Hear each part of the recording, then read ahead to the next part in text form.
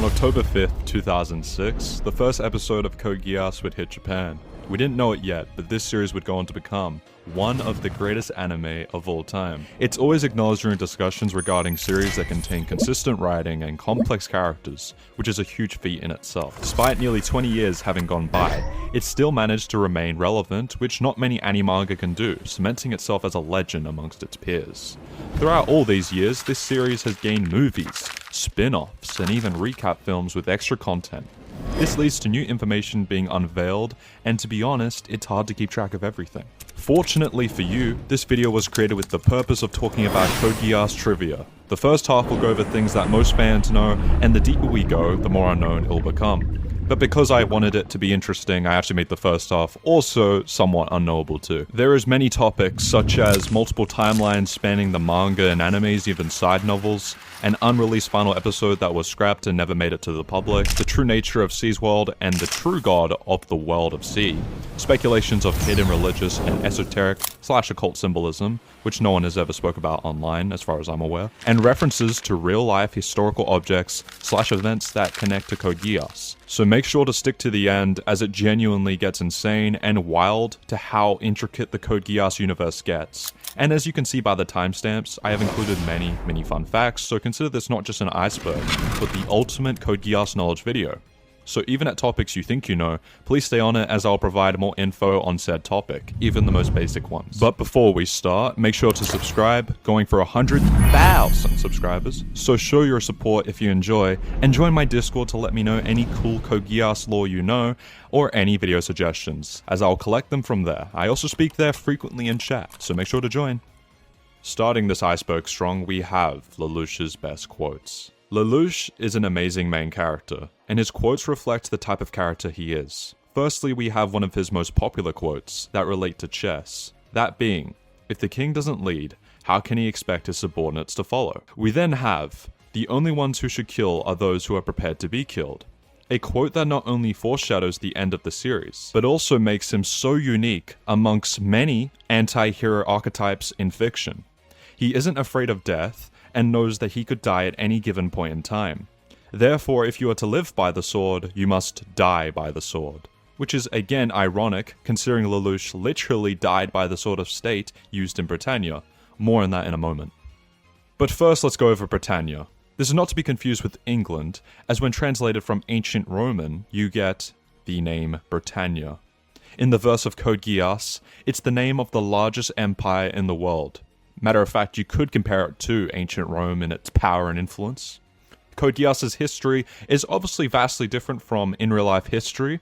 In their world, the British Empire would go on to suffer a fate similar to that of France during the French Revolution. The monarchy would inevitably be overthrown, but instead of submitting, they would flee and rebuild themselves into the Holy Britannian Empire, a nation that is deeply rooted in the concept of social Darwinism. It's a type of ideology that stems from the idea in which the strong remain on top and the weak are to be cast aside, rather than nurtured in hopes of future development. At the start of the series, this nation rules a third of the entire world, and Lelouch's biggest enemy, one that he intends to destroy in order to form a more peaceful world for his sister, Nucha. Britannia's homeland is in the capital, Pendragon. It has a marvelous building and structure. This is where Charles rules from, and where Britannian royals are if they aren't sent into Britannian-occupied areas like Area 11. We see the homeland only sometimes, usually when Charles makes a speech, but we do get more looks at it during Lelouch's reign as emperor in the manga and anime in places like Ares Villa. We also see more scenes of it when Nucha and Lelouch are shipped off to Japan in the Code Geass recap film Initiation. Now, going back to that sword I mentioned before, Lelouch's sword. Sword of the State of Britannia. A fun fact most of you probably haven't noticed, but the sword Lelouch uses as an emperor, as I stated before with Suzaki using that sword to assassinate Lelouch, is the Sword of the State of Britannia. But funny enough, this sword comes from history. The Great Sword of State of the United Kingdom, held by the 6th Marquess of Londonderry at the coronation of King Edward VII, 1902. Zero costume foreshadowing. A very small detail that fans tend to miss is the small talk that Lelouch makes with the old tailor in episode 1 within the first few minutes, which actually foreshadows Zero. He was previously playing against the nobleman in chess, the old tailor.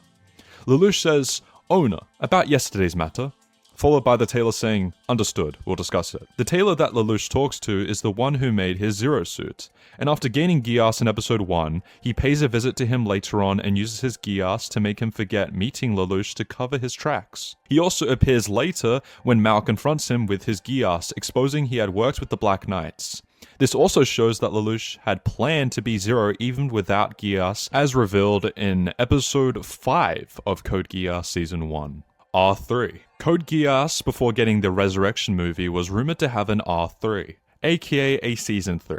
But of course that never happened. Since there was an announcement Code Geass would come back after so many years, the Resurrection movie came out in 2019, so it was definitely a long wait for fans, but a lot of people speculated that it would be a Season 3. Hence, if you look back in internet history, you'll see a lot of people talking about an R3, so now you know where this term came from. Ashford Academy.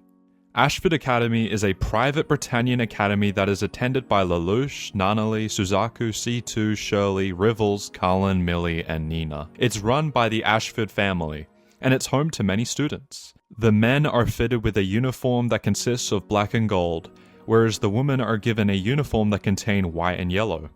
This is the school that Lelouch goes to until the end of the series, in which he drops out and becomes public with his identity as a prince, and then proceeds to become the emperor, which is, well, an absolute flex. In the series of Code Geass, Ashford Academy always serves as a reminder to the duality between Zero and Lelouch Lamperouge. It is what a normal life can look like for Lelouch. Hence why moments like setting off the fireworks in R2, where Lelouch starts tearing up, are so wholesome, as it shows how much he cares for the place. If you remove Ashford Academy and its many awesome moments along with general plot moving points, you don't have the same Code Geass, despite what people say. It's very necessary to show the way Britannians live versus the 11s in a microcosmic way. And it's quote-unquote filler. The UFN. The UFN, or the United Federation of Nations, was founded by Zero in 2018, ATB. It was designed to oppose the Holy Britannian Empire's control over the world and had over 47 participants, including those reigning from the United Republic of Europea and the Chinese Federation, both of which were responsible for boosting Britannia's power. It includes a number of articles to follow, most notably the inclusion of Article 17, which states that signing nations must abandon their military power and instead contract the Black Knights for offense and defense. This motherfucker Lelouch was making money, with the intention of minimizing conflict. Military force shall only be deployed by a vote amongst the Supreme Council. Upon assuming the throne later as Emperor, Lelouch has a meeting with the members of the UFN with the intention of joining. However, his attempt was denied, as it was made clear that Britannia has the largest population, and would theoretically be able to rig the votes. If Lelouch wanted to join, he'd either have to secede Britannia's territory to make it smaller, or keep the empire intact but limit the voting power to 20%. Lelouch would object both options and decide to enact his plan of world domination by having Suzaku storm Ashford Academy with the Lancelot Albion. Eventually, he'd go on to defeat Schnauzle and become the one and only chairman of the UFN until his death at the hands of Zero. Takane Lui is a VTuber, and about 9 months ago from Hololive she became a promotional ambassador for Code Geass, and it's great to see as she'll continue to spread the amazing series that is Code Geass. She did her own rewatch live, and she also got her own original nightmare frame in Super Robot Wars. It's also her favorite show, so it's great to see. Go check her out. Another ambassador we should see, however, is MyMediaChops. For an English ambassador for Code Geass, I'd say MyMediaChops, as he is a YouTuber who covers different anime, but his most notable is Code Geass. He is the only YouTuber on the platform to have the most extensive Code Geass analysis, lore videos, hidden Easter eggs, and information you wouldn't know about. He has gameplay of many different games of Code Geass, and will have the Japanese translated into English with commentary too on those videos. Honestly carrying the Code Geass content game and has done a lot for the community, so if there was an ambassador for the English-speaking world for Code Geass, it'd be him. And make sure to go check him out, subscribe, and watch all of his content as they are heavily underrated. The Zero Requiem. The name itself means a sacrifice carried out through the symbol of Zero. The Zero Requiem was Lelouch's final plan, orchestrated from the very moment he took the throne and became the 99th Emperor. It was created with the purpose of ushering the world in an era of peace and prosperity. By amassing the world's hatred onto himself, all past events would be forgotten, and Emperor Lelouch would be the sole focus. This would lead the world to band together in order to defeat him, and once he was dead and gone, they could move forward into the future without clinging to the past. However, a sacrifice had to be made for the sake of the world. Suzaku, dressed up as Zero, would execute Lelouch in front of the world, putting an end to his supposed reign of terror. But the meaning of the Zero Requiem actually gets very deep when you look through the lens of the guidebooks. For those two who bear the heavy sin known as killing their fathers, they share the belief that they can forgive each other by imposing the greatest punishment on themselves. Death for Lelouch, who wishes for a tomorrow with his sister, and life for Suzaku, who wishes to atone for his sins through death. Suzaku, who accepts the weight of Zero's mask, gives his gratitude to Lelouch for the fact that he can atone for his sins for the results of fulfilling his own wish. Lelouch, who gathered not just his sisters but the sin of all of his kin, tells Suzaku that he wants him to kill him, and atoning for his sin of killing his father by becoming Zero and devoting himself to world peace. That is Suzaku's wish. Pierced by Suzaku's sword, Lelouch dies with a satisfied smile on his face. The curtains are lowered upon the history of one boy who performed the perfect evil to the end. Lloyd Aspland. The esteemed Lloyd Aspland, who's an earl amongst Britannian nobility and is responsible for the creation of the Lancelot. He is the head of the Advanced Special Envoy Engineering Corps and was initially looking for a person to pilot the Lancelot. After countless pilots failed to properly sync with its movements, he recognized Suzaku's potential early on and gave him a chance when no one else would. He would briefly get engaged with Millie Ashford, but he had zero interest in her, due to being a self-proclaimed sociopath, along with the fact that he simply wanted to inspect the Ganymede nightmare frame that had been left at the academy. In the end, he collaborated with Emperor Lelouch and Suzaku to help them pull off the Zero Requiem. He is also the only one in the series to be hyper self-aware and knows that he is a cog in the big machine that is war. And he also always lets Suzaku know his hypocrisies. And he's so self-aware with calling himself a sociopath, as all he believes and cares about is science. Almost reminds me of Mayuri's dedication to science from Bleach, though very different, as Lloyd is an angel compared to him. He's honestly one of the best characters in my opinion. He's very well written. C2. C2 is one of the main characters in Code Geass, who acts as a mentor and assistant to Lelouch's various plans. She makes her debut in episode 1 and reappears at the end of episode 4. Her relationship with Lelouch is complex and starts off as rocky.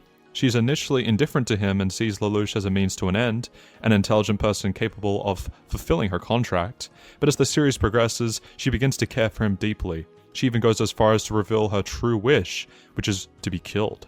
She's an immortal being that has lived for centuries and has grown tired of life. However, Lelouch is the one to bring her back into the light and make her realize that there is beauty to all aspects of life, and dying would rob her of future experiences. Aside from his sister, she's easily the closest girl to Lelouch and was with him until the very end. She is also known in Renya of Darkness as Refu, as an alias. In a story that takes place long before Code Geass in the Edo period, it's a side story, manga only. Kallen Kozuki. Kallen is another main character who plays a pivotal role in the story. She starts off as a rebel who is determined to liberate Japan from Britannia. Lelouch is confused on why she's so obsessed with beating Britannia until he learns that she's actually half Japanese and half Britannian. He decides to use her loyalty to achieve his own plans, which leads to the creation of Zero and the Black Knights. Kallen is someone who constantly supports Zero and believes in him the most, even defending him when his true identity is questioned, although she's also curious on what he looks like. Although Lelouch did start off by manipulating her, he eventually grows to care for her too. Kallen's character is pretty interesting because she despises Lelouch and adores Zero. This is why her world comes crushing down when the man she hated the most is also the man she admires the most. How on earth could someone be so self-centered and also be so selfless? It takes some time for Kallen to get used to the fact that Lelouch is Zero, but when she finally does, it leads to her respecting and understanding him even more. Although the Black Knights end up betraying Lelouch, Kallen is the only one who refuses to leave his side. However, to ensure her survival, Lelouch cuts all ties with Kallen and dedicates himself to the Zero Requiem. She wouldn't learn of the truth until his final moments, in which she realized that Lelouch sacrificed himself for the sake of the entire world. Kallen is the main focus for the Japanese side of the story, as she will comment on Britannia's harsh deeds, and even gets an entire episode dedicated to her mother. and also being the one that rivals Suzaku in nightmare frame ability and fighting, which we will go over soon on who's better on that in this Iceberg. We see in the end she narrates that the world has gotten a lot better since the day Lelouch pulled off Zero Requiem. She returns to being a normal girl who goes to school and sees her friends and alike. She's no longer into war. She's one of the most toughest and realest characters in the entire series and never fails to speak out on injustices. Her elder brother also played a pivotal role in the original Japanese resistance movement and has many mini references throughout the entire verse, including a gravestone image in Nightmare of Nanali. She also adores Zero so much that she is even possibly considering to be Zero, or rather, if no one can be Zero, then she will take their place in Season 2, Episode 7. Orange. The nickname Orange, or in Japanese Orenji, was given to Jeremiah by Lelouch in R1 Episode 4. This was a part of Lelouch's strategy to rescue Suzaku and tank Jeremiah's public image. This name haunted Jeremiah for a long period of time, as it reminded him of his public failure. Funnily enough, at the end of the series, Jeremiah would go on to live with Anya on an orange farm. Orange has been a big meme in the Code Geass fandom, and it's later owned by Jeremiah as a name that he carries with honor. Lelouch even saved him as a contact in his phone as Orange, in Code Geass Season 2 Episode 16. Anime like Sayonara Zetsubo Sensei reference it like right here, as I'll show. Little subtle nod. Speaking of references, I also saw Komi-san in Season 2 Episode 4 also had a Code Geass reference, with Yamada having the Lelouch look and edgy hair, and then obviously the power in his eye being like the Geass. A slight nod. I love when shows do this. And speaking of that, let's go over said shows, as my friend Nucha, who's Japanese, helped me pull all of these. Lucky Star also has an obvious reference to Code Geass, as they literally do a little gag with it, with censoring its title's name with Code Geass because of copyright. But they also do a Geass reference as well. It makes sense as Lucky Star often has many anime parodies anyways, probably the most of all time in anime. It's very funny.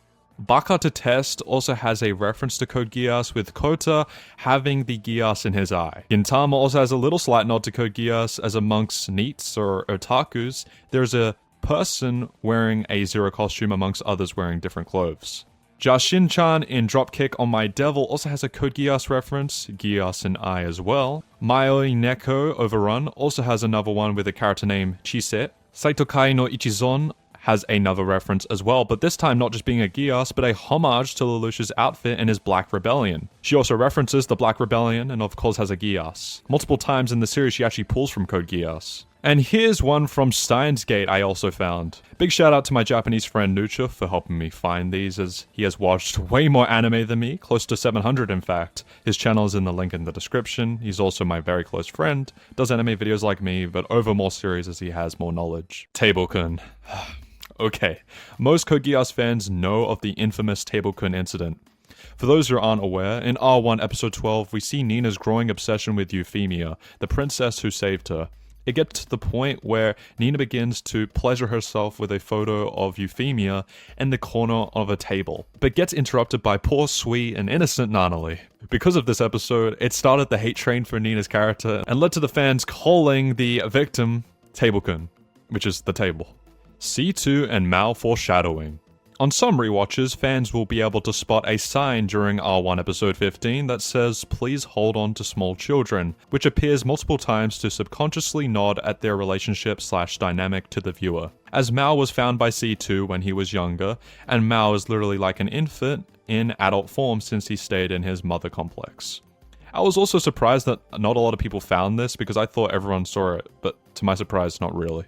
The Code. The first titular power of the verse given to C2 centuries ago. The Code of Immortality grants the user immortality and eternal youth. They can effortlessly regenerate their lost body parts and not have to worry about dying of old age. They are marked by a red sigil, which represents their code bearer status. A code bearer can also bestow contracts onto people, which give them access to a Geass. A known natural way for someone possessing the code to die is by transferring it to another person who must be a Geass user whose power has matured to a sufficient level to inherit the code, thus rendering the original bearer mortal and capable of dying again. Most codebearers in the franchise possess a double-lettered name, such as V2, C2, and eventually L2, Geass. The titular power of the verse, bestowed upon Lelouch by C2 in the very first episode, it manifests differently and depends on the type of person you are. Lelouch's Geass manifests as the power of the king. This secret king of Code Geass I will later reveal in Tier 2, which is never talked about. So stay tuned for that. The power is also known as absolute obedience, due to his desire of wanting to control everything. As the name suggests, Lelouch's Geass allows him to command anyone into doing whatever he wants, as long as he makes eye contact with them. Now, right off the bat, this sounds insanely overpowered, but it does have a limit. It can only be used once per person, and after that, it cannot be used again. This means that Lelouch has to be strategic whenever he pulls out his Geass. He incorporates this power with quite a few plans, and it inevitably speeds up the process of taking down Britannia. However, the more you use a Geass, the stronger it becomes. Lelouch is warned about this, but doesn't take it into an account until it's too late, as he accidentally uses his Geass on Euphemia to slaughter all of the Japanese. This leads to his Geass becoming permanently active, which results in him having to wear a contact lens to avoid accidental usage. Eventually, the power is stabilized and grows even stronger, as he gains another Geass in his right eye during the final battle with Charles. This allows the range at which Lelouch can Geass someone to increase, as he goes from being limited eye contact to being able to Geass an entire room full of people. The Geass powers are all diverse and include hacks like mind reading, future sight, and memory erasure. The origin of Geass is hard to say, but we do have a mythic counterpart. The Gash in Irish folklore, a supernatural ability often by a druid or deity. Interesting that the druid system is in Code Geass. A little nod to the Irish folklore. The Gash carries a heavy burden, a double-edged sword, with severe consequences such as misfortune or worse, death. We also never get confirmation on what exactly the sigil is in the Geass. However, many scenes of the Geass activating show a bird wing movement, which most likely meaning freedom, which would make sense as the bird represents freedom through soaring through the skies. Akin to a freedom and a wish, that's what the Geass is. The sigil also makes sense considering the series is all about Lelouch of the Rebellion. Cicerius, a Twitter artist, which I'm sorry if I got that name wrong, whose fan art is seen a lot in the fandom. They are one of the most popular fan artists, and their work is really great, so you should check them out as you probably have seen it before. All major fan art comes from them. They are the most popular, but of course there's others. But there are so many to list that it'd be an entire video by itself. Usually artists will support each other, so they probably retweeted a few people too, but make sure to go check them out. Same studio. Both Mobile Suit Gundam and Code Geass Lelouch of the Rebellion were produced by the animation studio Sunrise. Sunrise is renowned for its work on the mecha genre, including Gundam 1979 and Code Geass 2006. Thus why you may find similarities in the design such as this. Speaking of that, Code Geass X Gundam Wing manga, which is coming soon, which will be a crossover manga. It's being released as part of the 20th and 30th anniversary for both series. So that's pretty sick. Colors. Colors is the first opening of Code Geass, and easily the most popular. It's the opening that hooks new anime fans in, due to its vibrant animation and catchy lyrics. Jibu wo. It was created by the rock band known as Flow, and returned to make the final opening for the series, known as World's End. They also make a song for Dragon Ball Z Battle of Gods titled Hero. Personally, my favorite opening is World's End, as it's very melancholic. Sekai no Owari de. Continuing on with Code Geass and its real-world counterparts, a Reddit post from Kaiser11492 on Reddit shows all of these, and it's honestly crazy. Now, one thing in Code Geass that they actually changed, apart from some of the places like Tokyo becoming Tokyo Tower and metropolitan government buildings, etc., in Akito, a statue of Vladimir Lenin is instead Charles E. Britannia, which is pretty funny. Ashford Academy Student Council Channel Tube. There's also a little fun channel to watch if you don't want to watch me, and that's the Ashford Academy Student Council channel. The episodes are being translated slowly, but it's great to see the slice of life aspect, as I'm sure we all miss the Student Council and what it brought to Code Geass. Make sure to go search for it on YouTube. Carve Tan. There's a character a lot of people forgot about, and of course that's normal, but Carve Tan is a character that appears early in Code Geass. She's actually the young student that Lelouch instructs with his Geass to create a mark on a specific wall in Ashford Academy once per day. This is actually pretty messed up of Lelouch, and he doesn't realize until much later how much he screwed this girl's life over. We get some info on Carve Tan and learn that after the events of Season 1, she was evacuated from Area 11, but was still under the effects of Lelouch's Geass. She would escape from home and try to make it to the wall in Ashford Academy to carve another mark, which would lead to her having a nervous breakdown and having to be confined. Though the showrunners stated that later on in the series she's doing much better, and technically speaking the effects of Lelouch's Geass can be reversed if she reaches out to the right people. so not all hope is lost for her. But honestly, that's low-key some heavy sin Lelouch has to carry, and I reckon Lelouch low-key forgot about that later on. Fan service in Code Geass. It is no secret there's fan service in Code Geass like most animes, though some fans claim Code Geass would be a 10 out of 10 if it didn't have fan service. This is the type of comments you see on TikTok with more mainstream fans. The director, Guro Taniguchi, actually has a comment on that when asked about the fan service, which you can read right here as I'll show on screen. However, apart from that, I do have a valuable psychological point on why some anime show their characters with no clothes, and it will come with an Evangelion comparison. And I'm mainly referencing a scene in Code Geass episode 25. In this scene, Lelouch tells C2, after seeing her memories of being a product of suffering and loneliness, that if she is a witch, then he perhaps is a warlock. A pseudo-proposal from Lelouch saying that they are partners. In psychology, nakedness means absolute honesty. No barriers between self and other. Very Jungian and Freudian in essence. Hence why you see symbolism in anime like this. It's never actually meant to be just naked for no reason. Same for in Dragon Ball Z when Vegeta randomly has no clothes. Same reason why you might have dreams where you are just naked. It represents masks, fully being stripped down, and you are exposed, and that is the real you. I'll go deeper into this point eventually in my Code Geass analysis video, as it goes over a lot into how masks are needed within our world, and in a non-physical world, masks are not needed. Hence where Charles was coming in with the Ragnarok connection, and its whole metaphysical connotations. New Code Geass Wiki. A new Code Geass Wiki has been launched not too long ago actually, and it's slowly being built, but it's out for you to check, as it's updating past the old wiki that is very inactive that you could search right now. You should support the project, as it's very crucial that we get an expansive wiki, as a lot of Code Geass's universe is actually way bigger than most people think, and it will only get that reputation if we put all the information out there. The people who run the Code Geass Reddit have been doing a lot, so make sure to support them all.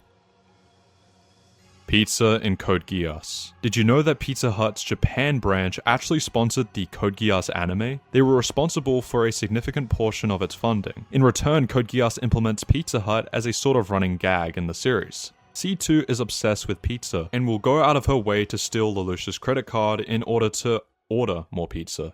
Eventually, she fills out a stamp card and gains a promotional plushie of Japan's branch, which is none other than Cheese-kun. She carries this plushie with her throughout the entire series up until the very end of the show. OG Resistance members. Lots of people tend to forget that before the Black Knights expanded, they were merely a group of Japanese rebels. They are known in the fandom as the core members of the Resistance. At first we have Kaname Ogi, who took over for the previous leader of the Resistance who was killed in action before the series actually began. We then have Kallen Kozuki, the ace pilot. Kento Sugiyama, who was captain of the Special Division. Shinichiro Tamaki, captain of 2nd Special Forces. Yoshikata Minami, commander of the Secret Corps. Naomi Inoue, commander of Logistical Support. And lastly, we have Toru Yoshida, who was also involved with logistical support. All of these members would survive except for Inoue and Yoshida, who would pass away during the events of the Black Rebellion. Very sad to see. C2's real name. C2's real name has been the topic of discussion for years, even after the series has ended. Fans are still speculating what it could be. This all began on December 14th, 2006, when the 10th episode of Code Geass aired. Before the Battle of Narita, Lelouch and C2 would have a conversation. C2 was curious on why he bothered to keep his first name despite changing his last. He'd argue by saying that she kept both of her initials, in which we'd get the iconic quote that states, "Lelouch, do you know why snow is white? Snow is white because it has forgotten what color it is supposed to be." In canon, C2 is immortal. She has lived for centuries, and because of this, she has forgotten what it's felt like to be human. She uses snow as a reference regarding humans' perception of reality, a perspective that is similar to Plato's allegory of the cave, in which people perceive reality only through the shadows that are reflected on the cave wall. Therefore, they are far from understanding reality. And in a very similar case, C2 mentions how limited and misleading human perception can be in perceiving reality by stating that our acceptance of snow being white is due to the lost knowledge of the past. Her words can also be viewed from the perspective of absurdism. Camus believes that life is meaningless and irrational, yet people are trying to make sense of this so-called meaninglessness. This implies that there is no objective explanation for why snow is white, and that the color has been forgotten.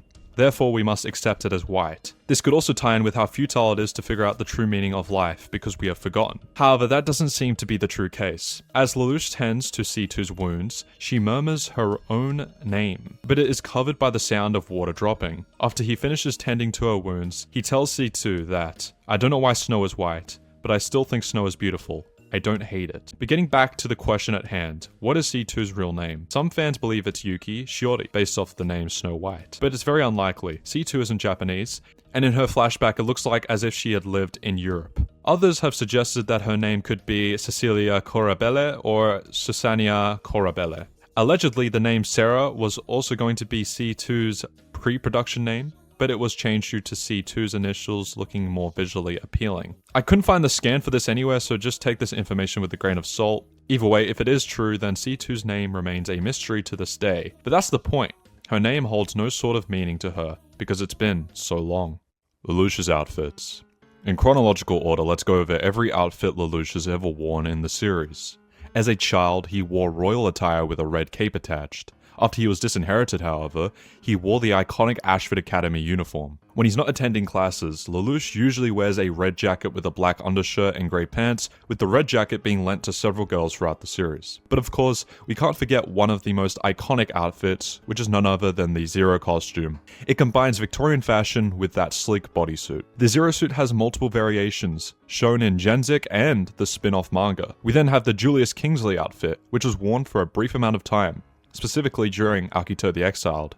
It consists of a black and gold suit with a high collar, and most notably an intricately designed eye patch which was used to cover up his Geass. He also wears a gem, but it is purple instead of green. In R2, the Zero suit gets an updated look as it now sports multiple colors and is a three-piece suit, consisting of the cloak, helmet, and bodysuit. Next up would be Lelouch's outfit during his brief reign as Emperor over Britannia and eventually the world. As Emperor, he wears a white robe with gold accents and a matching crown, both sporting a red-eye motif, which is a direct reference to his Geass power. This is technically where the outfits would end, at least until Resurrection, in which we get a new update to the Zero suit. It sports a more regal look with the gold standing out, and if you look closely, there is a green gem attached to the side. This green gem was actually a piece of Lelouch's crown, so the fact that it returned in his Resurrection suit is a cool nod to his time as Emperor. As for minor costumes, we get Lelouch's cat costume, black turtleneck, and the disguise he wore for the mall bombing plot. Of course, there's more costumes and other materials, pictures, etc. that aren't in the series, but part of the official art, etc. in different games as well, but there's too many to count. I'm sure someone will do that, like MyMediaChops. Lelouch and Suzaku equals world dominion. In episode 4 of Code Geass, Lelouch made his debut as Zero to the world and saved Suzaku. He then asked him to join the Black Knights. Suzaku says no, which sets the tone for their eventual rivalry. However, what if Suzaku agreed to work with Lelouch to obliterate Britannia? Well, to put it simply, the series wouldn't have a season 2. Hell, it wouldn't turn into your usual 12 to 13 episode anime. Just remember, Lelouch and Suzaku officially joined forces for the sake of the Zero Requiem in R2 episode 21. 4 episodes later, Lelouch has taken over the world in just 4 episodes with Suzaku's help. He manages to do something that no historic figure has ever done. Now just imagine, if Suzaku was on the same page as him from the start, while it's fun to think about, it would have made the show far less enjoyable. That's why Lelouch and Suzaku teaming up at the end is a great writing decision rather than the start. It would have made Lelouch a far more stale character because he wouldn't have experienced the pain, struggle, and loss he went through in R1. Britannia's Imperial Family. As the name suggests, Britannia's Imperial Family holds supreme authority over the nation and was led by their previous ruler, Charles Z. Britannia. The Imperial Family are descendant from Sir Ricardo von Britannia, the designated heir, and the lover of Queen Elizabeth III. However, we'll be focusing on Charles' era. Odysseus EU Britannia was the first prince and technical heir to the throne in the event of Charles' passing, but he was seen as incompetent by many of his siblings due to his lack of political or military abilities, and that he was too soft. The first princess of Britannia would be none other than Sherry Mi Britannia, introduced in Rosé of the Recapture as Sakya Sumeragi's mother, which would make Lelouch her uncle. However, she gave up her claim to the throne in order to marry Jugo Sumeragi, thus causing her to be relocated to Hokkaido. After her departure, Guinevere de Bretagne would become the first princess. The second prince would be Schnauzel el Bretagne, a man who was revered by many, even Lelouch, as it stated that they played chess countless times as children, and yet Lelouch was never able to beat him. Due to his intellect, he was considered by many to be the next in line for the throne, and was already closer than most, as he was recognized as Bretagne's official prime minister. However, he'd have to face off against Lelouch in a battle for the planet towards the end of the series, which he would lose. Lelouch would use his Geass to make Schnauzel obey Zero, which would set things perfectly for the last portion of the Zero Requiem plan. Cornelia Le Bretagne would be known as the second princess, and after Clovis's death, became viceroy of Area 11. She was known throughout her family for being a fierce warrior with a tactical genius that could not be underestimated, as she was able to beat Lelouch in the Battle of Saitama Ghetto during R1. She had a great disdain for Zero, and constantly tried to defeat him, in order to avenge not only Clovis but eventually Euphemia. She then went missing for over a year after the events of the Black Rebellion and was presumed to be dead, but eventually returned to not only fight against Zero but also Emperor Lelouch. However, the Black Knights and Schnauzel lost, until Emperor Lelouch was slain by Zero on September 2018. She would then eventually work together with Schnauzel to reform Bretagne, turning it into the Republic of Bretagne. We then have Clovis La Bretagne, third prince and former viceroy of Area 11. He lacked the qualities to be a ruler, but was an esteemed painter. He was slain by Zero during the aftermath of the Shinjuku skirmish. Euphemia Le Bretagne was the third princess and younger sister of Cornelia, and served as the vice-governor of Area 11. She eventually renounced her claim to the throne to not only be a student at Ashford with Suzaku, but to finalize her plans for the Special Administrative Zone of Japan. But it would end up in a failure after Lelouch would accidentally Geass her into slaughtering the Japanese, which gave her the name of Massacre Princess. That became immortalized in human history. However, with Lelouch's Zero Requiem plan, that was all forgotten, as he easily surpassed her by becoming the worst demon in history. Corinne Nert Bretagne is the fifth princess, but there's really not much to say about her other than having a possible sadistic side, as she enjoyed the thought of war, knowing how much violence it would bring and how deeply it would upset Nanali. We then have Lelouch V Bretagne, our main character of course. He was the 11th in line for the throne until he gave up his claim because of his father's lack of concern towards his mother and Nanali. This led to him becoming exiled and sent to Japan as a diplomatic hostage, and a year later the country would be invaded. He was presumed dead until 8 years later, in which he returned on national television and declared that he would be the 99th Emperor of Bretagne, leading to Emperor Lelouch ruling Bretagne and eventually the world for a few months before his death. His name would be etched into history as the Demon Emperor. His sister, however, would have a different fate. Nanali V Bretagne was originally 87th in the line. It's unexplained as to why she was placed so far back, but it's presumably because of her condition, which made her blind and unable to walk.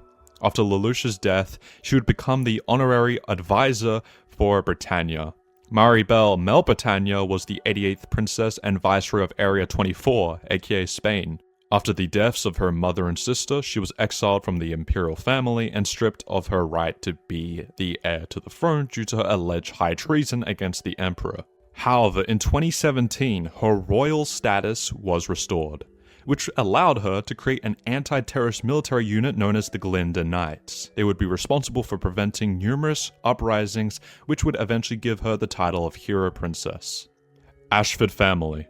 The Ashford family had significant ties to the imperial family via Marianne during the early 2000s, who excelled as a test pilot for the Ashford Foundation. However, Marianne passed away, and the Ashford family's political power began to dwindle. Unbeknownst to the imperial family, however, they sheltered Lelouch and Nanali, in hopes that the former would potentially get married to their daughter, Millie Ashford. However, this unfortunately never occurred. However, they did attempt to have Millie marry a member of the Asplin family, but that also didn't go through. V2's real name. The topic of V2's real name is really simple. It's never revealed in the anime, but it's confirmed during the Emperor and Knight event of Code Geass Gensig Recode to be Victor Z Bretagne, which is admittedly a bit odd because what does the last V stand for? One could assume that it's Victor V Bretagne, which would match with Lelouch's middle name, but this is obviously false because V comes from Marianne. Each member of the royal family has a different middle name than the other. For Odysseus it's EU, Schnauzel it's L, Euphemia and Cornelia are Li, and Clovis is La. So if it isn't V, does the name just repeat itself? Victor Victor? I guess we'll never know.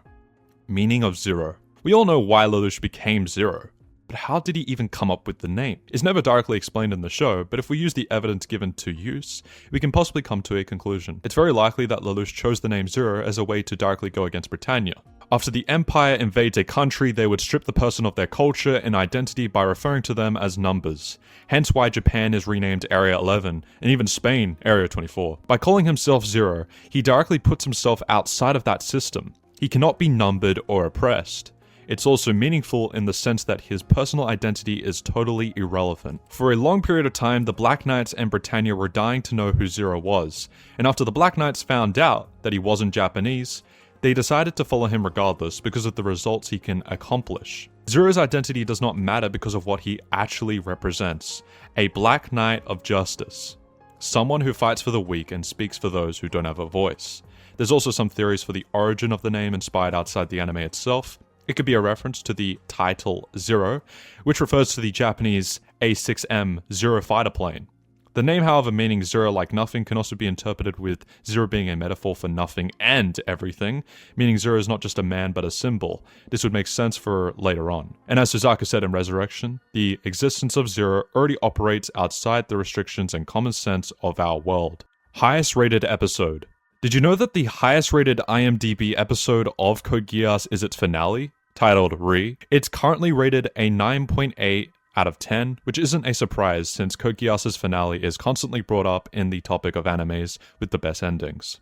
Every loose end is wrapped up, and you get a bittersweet conclusion to Lelouch v Britannia and his friends. It's even better when you remember that there's an alternate timeline for those who are unhappy with how the original anime ended, which satisfies every Code Geass fan and follows the movie timeline. The meaning of Re. Ever wondered what the Re or R-E in Code Geass stood for? The name first appears for the final episode of Code Geass and returns for the Resurrection movie. It honestly has a number of meanings, so please bear with me. Re is used in English for the words restart, redo, reappear, and rebirth, but restart is the most probable meaning. This is because the episode Re quite literally shows the world restarting and being ushered into a new age of peace after the death of the demon emperor known as Lelouch.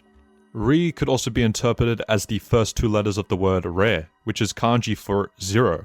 It can also mean king, as the Latin for the word that is Re. And we also know that Lelouch briefly became emperor of not just Britannia, but the entire world at the end of the series. It could also be a nod to Requiem, or more specifically the Zero Requiem plan. I've also seen some people argue that it's a hint towards resurrection, which means that all along Lelouch never died, but honestly this is just a reach. The word Re just happens to coincide with resurrection, hence why it's added in the title. Either way, it's up to your interpretation, but it has more than one meaning. Resurrection timeline changes. As we know, there are two Code Geass timelines, the original and Resurrection timeline. There are 3 recap films that set off the new timeline, and within these films are different changes made to differentiate itself from the original timeline. These changes are: 1. Shirley's dad never dies in the Battle of Narita, which is a major event that took place in the original timeline and leads to her memories getting erased by Mao. Speaking of Mao, he doesn't even exist in the Resurrection timeline. 3. The Battle of Saitama Ghetto and the hotel jacking are never shown, with both being very important events that led to the formation of the Black Knights. 4. Lelouch is never shown to regain his memories in the recap films. Either this happened off screen or his memory was never erased, but the latter is impossible because it would suggest that he won the Black Rebellion, which again cannot be possible. Worst case scenario, he lost and was somehow able to flee, but the more likely situation is that it all happened off screen because Rollo still exists in this timeline and he was specifically sent to monitor Lelouch. Clearly this was done to save movie time. 5. The biggest change of them all is that Shirley actually lives. She's an important character in this timeline as she brought Lelouch's body over to C2, which led to his resurrection, hence the name of the timeline, Resurrection Manga.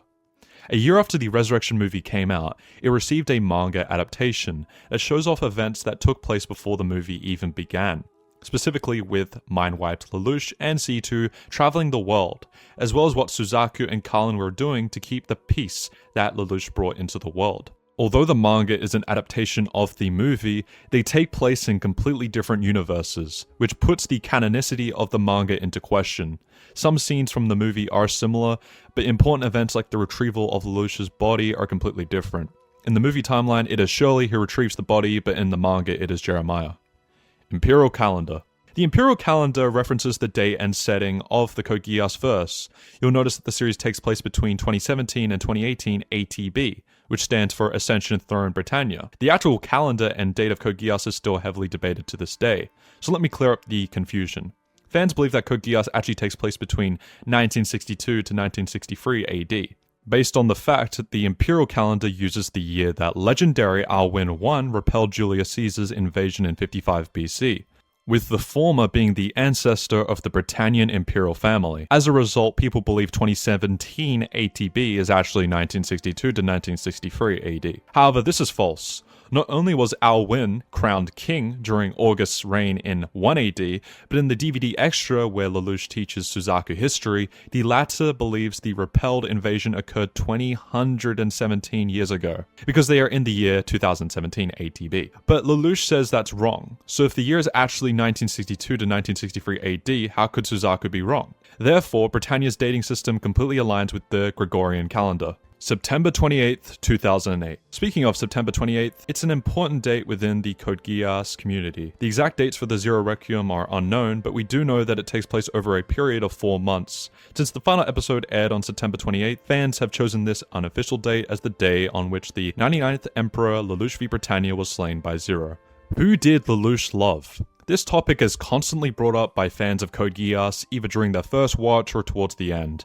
Especially because in the original timeline, Lelouch died single. The potential candidates for who he could have loved the most are Shirley, Carlin, C2, and Kaguya. Well, right off the bat, we have Kaguya out of there. She came into Lelouch's life at possibly the worst possible time, which occurred right after Euphemia's death. She had a large amount of interest in Zero and declared that she was his wife, and yet he didn't reciprocate her affection in the slightest. He only used her power and influence to scale his plans higher. At most, he cared for her as a friend, and even that's pushing it. Speaking of, Euphemia. We need to clear a common misconception about her relationship with Lelouch. Before he kills her, he states that she was the first girl he ever loved. This confuses people because Lelouch and Euphemia are siblings, so any sort of relationship in that area would be incest. So what did Lelouch mean? Well, obviously, he meant love in the familial sense. Euphemia was far different from the other members of the royal family. She played with Lelouch and Nanali as children, and even shared his dream of world peace. This whole time, Lelouch has been fighting his own personal battle.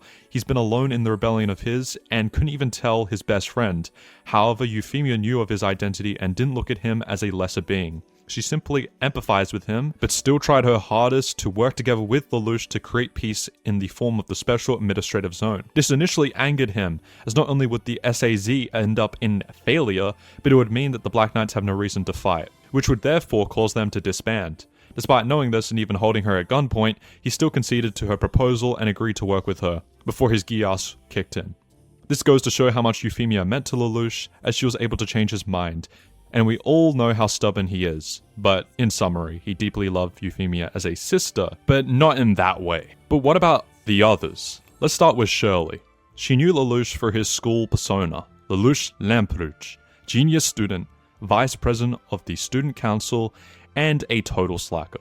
She was head over heels for him, but he hardly seemed to reciprocate. His feelings for her are put to the test after Mal manipulates Shirley into attempting to shoot Lelouch, but still she can't bring herself to do it. And despite knowing that he's responsible for her father's death, Shirley just loves him way too much. Lelouch decides to use his Geass on Shirley to erase her memories of him, so that she'll be kept safe. Before we can hear the exact words he says to her, the screen cuts to black. However, in the Picture Drama magazine, it's revealed that Lelouch said, "If I were to be reborn, let us be lovers." This does prove that Lelouch did acknowledge her feelings and was even open to the idea of loving her, but in the end, he had to cast those feelings aside for the sake of his mission. However, he underestimates Shirley's love for him, and she eventually goes on to regain her memories, which leads to her death at the hands of Rollo, who was worried that Shirley was going to reveal Lelouch's identity, when in actuality, Lelouch had been fighting the world of masks, which Shirley had begun to realize as she regained her memories and felt like she was an imposter in the world. She honestly felt what Lelouch's pain is like, that he was lonely. People say that if Lelouch lived a normal life, he'd end up with Shirley, but that's actually false. In R2 episode 13, Shirley speaks to Rollo and says she wants to help Lelouch, despite knowing that he is Zero.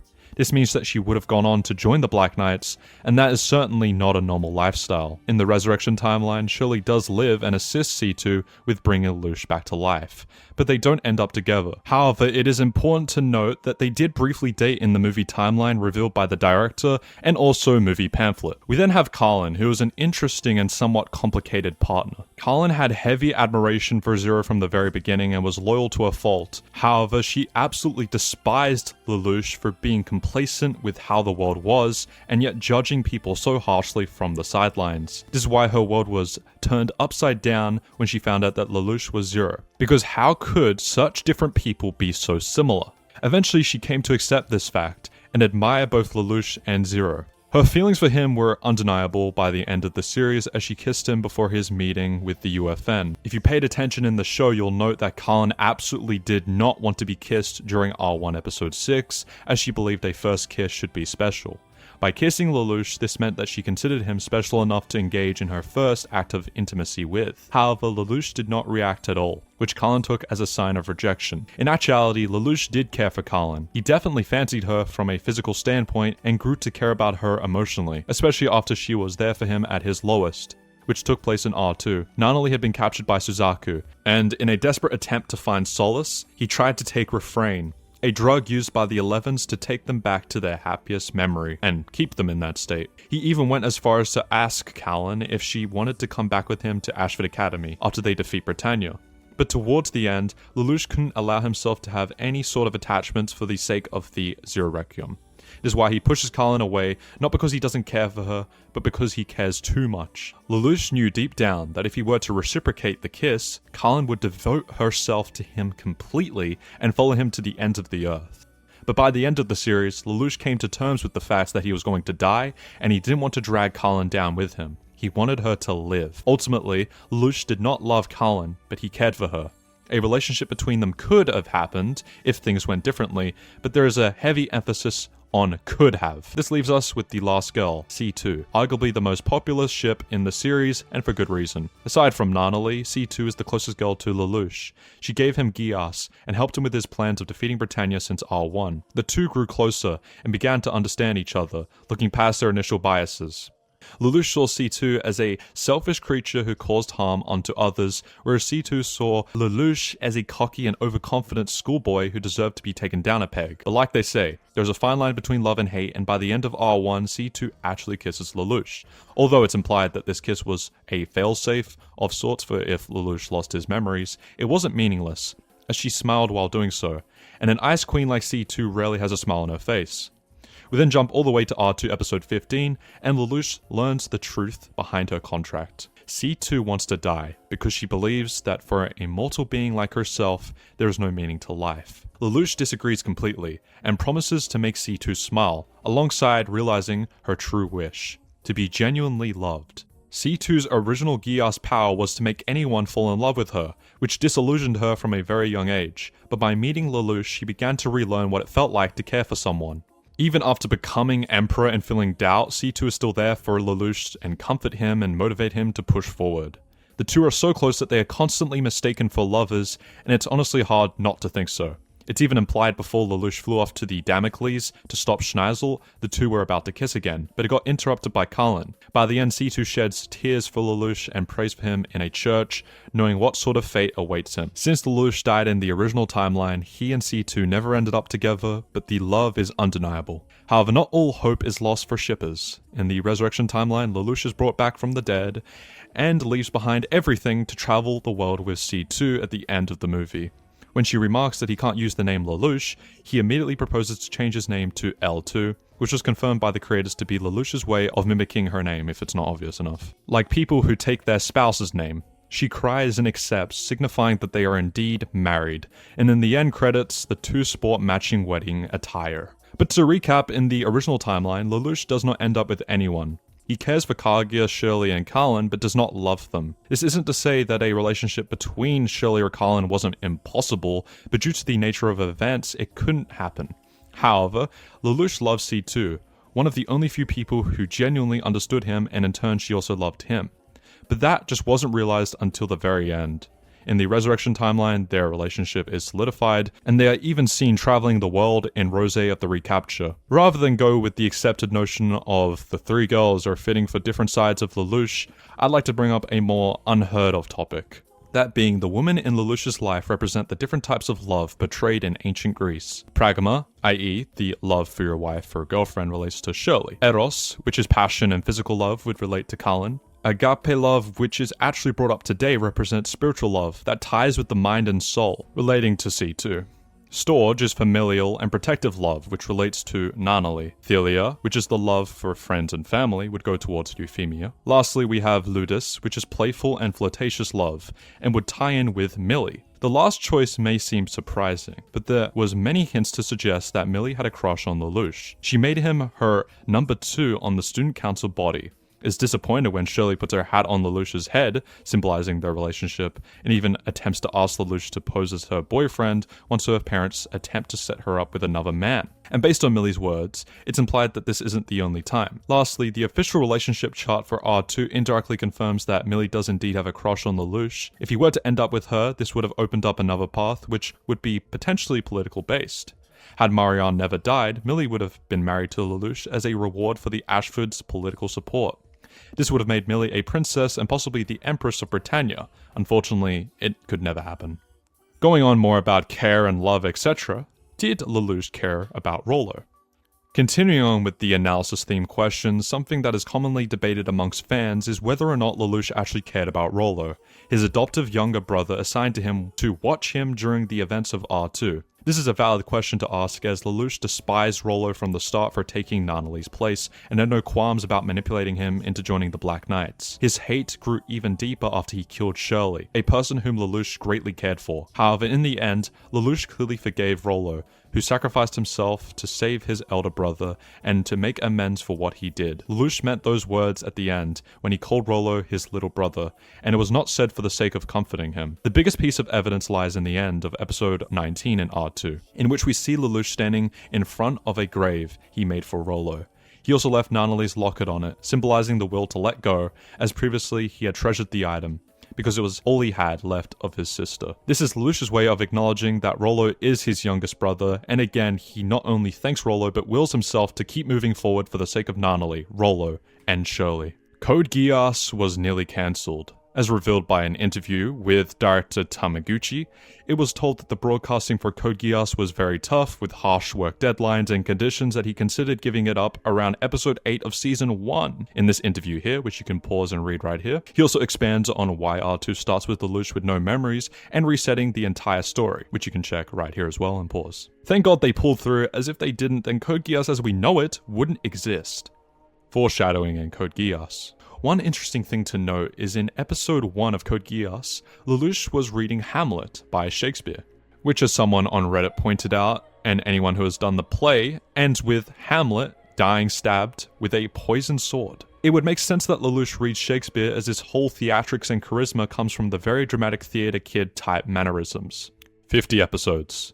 Going along with the behind the scenes of the team of Code Geass, there was actually an intention to make Code Geass have way more episodes, as you can tell from how much lore and plot is thrown at you so fast with the Code, Geass orders, and Ragnarok plan from Charles in the later half of R2, and with it all feeling contrived. Now, it isn't confirmed if they were going to ever get to 50, but rather the intention. The idea behind Code Geass is it was meant to have more episodes, and honestly it would have been interesting. And if a Code Geass remake ever happens, it'd be nice to expand on all these elements without ruining the original anime. It'd be better than these random sequels coming out. One thing to note is that the very dramatic and cut-off parts of Code Geass, like the end of R1, would still happen even with more episodes, as revealed by director Tamaguchi. Evangelion. Spoilers for Evangelion, of course. So if you haven't seen it, skip this part. It's no secret Code Geass got heavily inspired by Evangelion, and no, it's not because it's both got mechas. The whole psychological undertone is there. Reference to the idea of the unconscious being interconnected between people, see episode 11 in Narita, where C2 saves Lelouch while projecting unconscious content onto Suzaku, and then Lelouch getting caught up in it, projecting C2's memories on Lelouch and Suzaku, also losing his mind in a Shinji type of fashion. Like Evangelion 2, Code Geass uses Jungian psychology with the collective unconscious, linking it to the world of C. The whole idea of code users being able to project psychic content onto others is because they are from that realm. And again, most people can draw the connection between the human instrumentality plan and the Ragnarok connection. Lelouch also similarly has a bad relationship with his father, and his mother, who is thought to be dead, is actually alive, but her soul was preserved within something else, and they both planned the plan. Very Evangelion-esque. Let me know what other similarities you find in the comments or my Discord. This next section will have its own tier. It's called Sea's World, and it will be breaking across Sea's World, Thought Elevator, Sword of Akasha, and the Ragnarok plan, as this stuff is heavily not understood in the Code Geass fandom, obviously, because, as I said, maybe this anime was meant to have 50 episodes and expand on this more. This is my research for Sea's World, so I hope you enjoy. Sea's World is comprised of the collective human unconsciousness, or the Sea of Transmigration, or the Great Consciousness. What does this mean? The soul's transmigration, understood by Plato, means for the soul to carry on and not die. The soul is immortal. The body is not. This would also mean reincarnation. Sea's World, or the World of Sea, is given these different titles like Sea of Transmigration, meaning not heaven nor hell, but the place where the collective unconscious is connected. The collective hive mind of man across all of human time. When humans are born, consciousness emerges again. It's humanity's shared mental ocean. This is why it's known as a sea, and transmigration refers to the movement through it, life to death, self to collective, individual identity dissolving back into the whole, or known in many traditions as the Godhead, to return to the monad. In Kabbalah, this would be known as Adam Kadmon, the primordial or original state of spirit man, pre-materialization, and the split from Adam and Eve. The reason it's important to mention this, as you'll find out later in the Thought Elevator section, which is not too far from this. Code Geass is clearly inspired by Evangelion, which uses Kabbalah as a framework. Kabbalah also has a similar idea of the transmigration of the soul, with Gigul, the full being Gigul Nashmot. I can't really pronounce that properly, so sorry if I butchered that. Cycle of Souls, as it's known. You can also see in the Thought Elevators that there is a similar Sephiroth tree, and call it a coincidence if you want, but later on I have more evidence for these esoteric connections. Mind you, the Thought Elevators are the connection to the collective unconscious, and if you extrapolate that, what is Kabbalah? Well, it's the emanations of God, which many people argue can be Adam Kadmon or the literal God creator, the absolute above all, etc. But the Kabbalah is the pathway back to the original state, or higher consciousness. So the Thought Elevator is the bridge to the world of consciousness. Maybe like alchemy, going from normal ordinary material to gold, transmutating that. Or like chakra, from root to crown, stuff like that. The different spheres that connect to the divine. Not to go on too much, however, but the Thought Elevator is a material device that facilitates this to a physical realm instead of some philosophical thing. But its framework comes from this idea. The reason Charles invades so many countries is to obtain these occult artifacts. As stated by Bart, Sea's World is one of those things in Code Geass that is super integral to the plot, and if you don't know the reason why C2 is being shipped by Clovis in the first place in R1 Episode 1, it is for Code R, but also so Charles can facilitate the Ragnarok connection. By entering Sea's World, you are somehow able to merge with others, hence how Lelouch was able to see C2's memories and eventually Charles. This is hinted in R2 episode 15, in which Charles tells Lelouch that there is no need to lie, as he can already see right through him. A literal mask appears that mimics his Zero One, is shown on Lelouch, with even a single eye peeking out to represent the Geass. Using this symbolism, it comes in with the themes of personas in the series, which is all based on Dr. Carl Jung's psychology. And just a little Easter egg, on Charles' bookshelf is Collective Unbewusstes, German for collective unconscious, which is a slight nod to Carl Jung's work.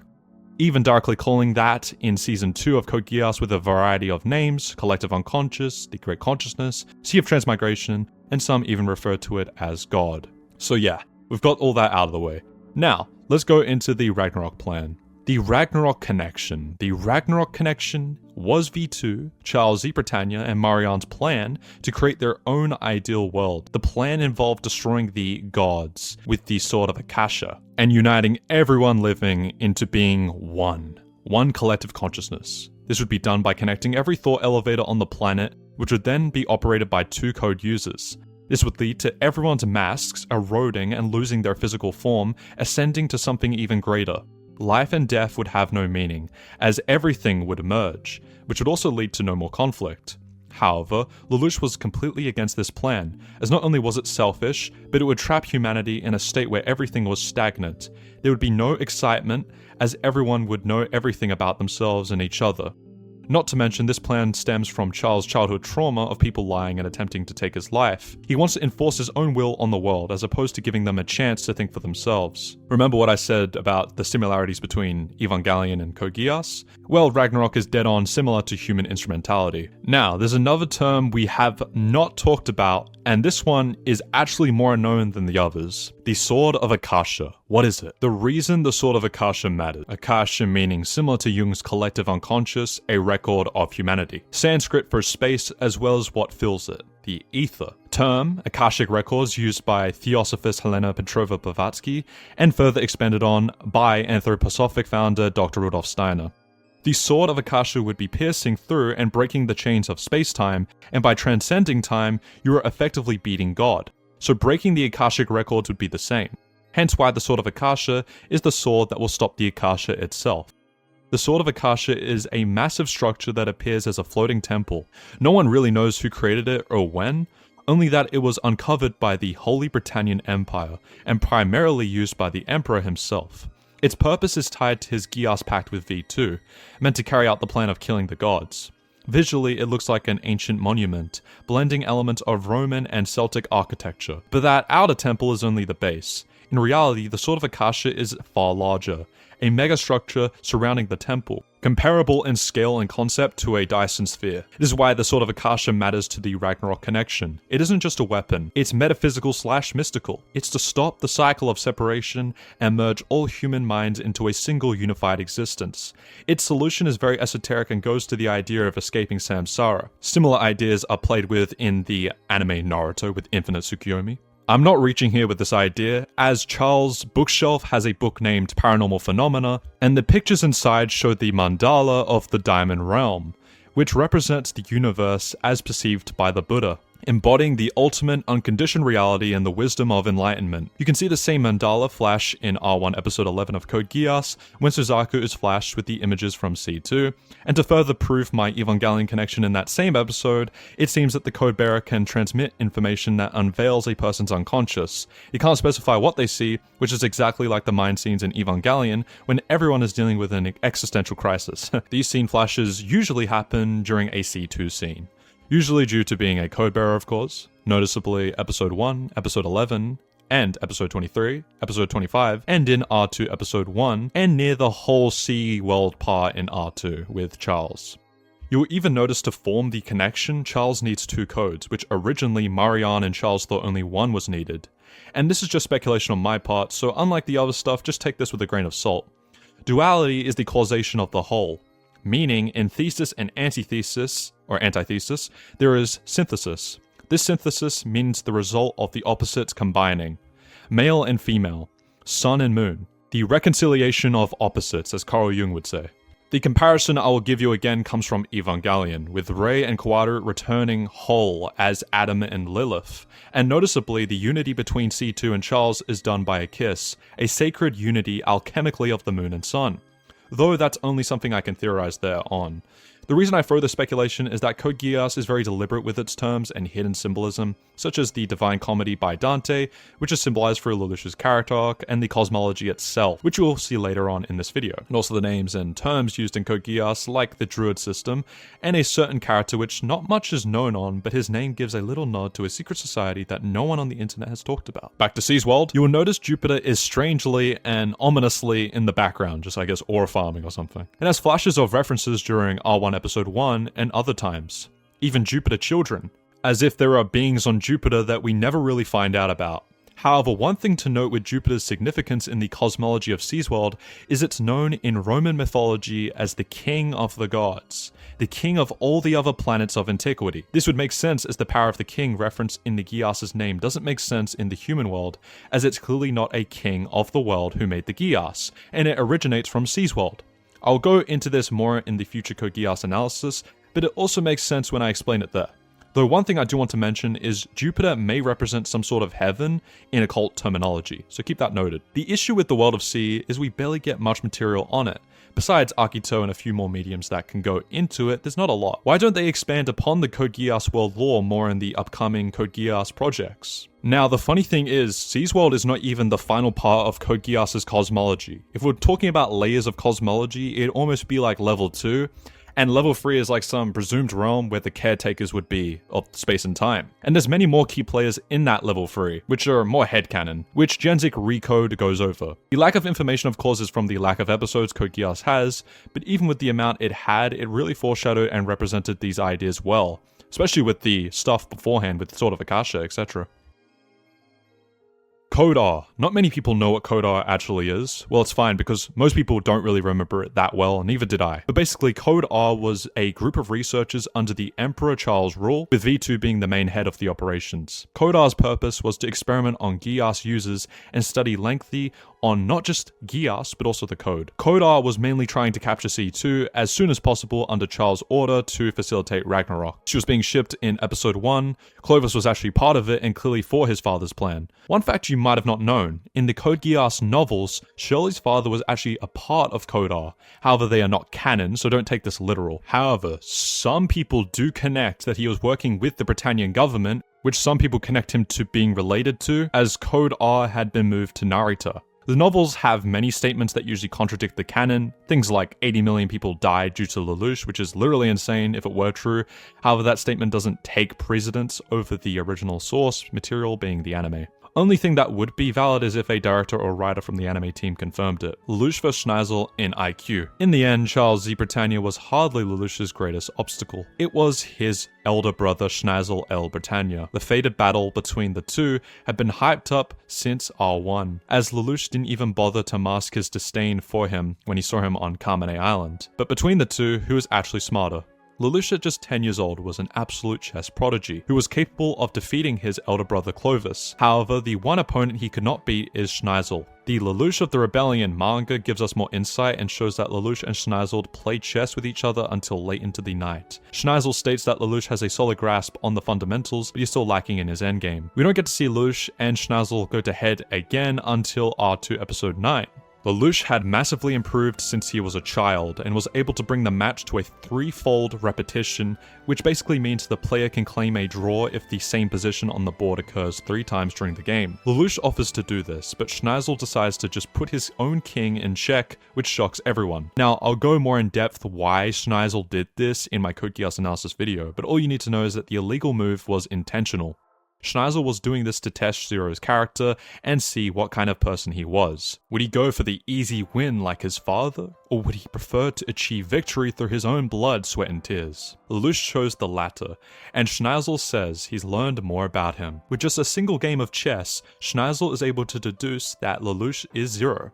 His playing style, pride and ego is all reminiscent of the castaway prince he once cherished many years ago. This is what separates Lelouch and Schneisel. The latter is the embodiment of logic. He doesn't get emotional like his younger brother, and if anything, he is nearly detached to it all. It's what allows him to easily make cruel decisions without a thought, whereas Lelouch would constantly freeze up in battle due to his own personal connections. Which isn't a bad thing, by the way. A good example of this would be R1 episode 17, in which Lelouch is able to finally corner the Lancelot, only to find out that it's piloted by Suzaku. He had the clear opportunity to kill him, but he hesitated because he was his friend, whereas Schneisel would not hesitate and use the chance to clear Suzaku off the board. However, Schneisel's silent victory doesn't last against Lelouch. Just a few episodes later, Lelouch is able to bait the High Eunuchs into taking down China, and unbeknownst to them, he secretly recorded the entire conversation. This forces Schneisel to retreat because his public image would have inevitably taken a hit due to supporting them. And this is honestly the theme between Lelouch and Schneisel. Even if one of them is able to win in the moment,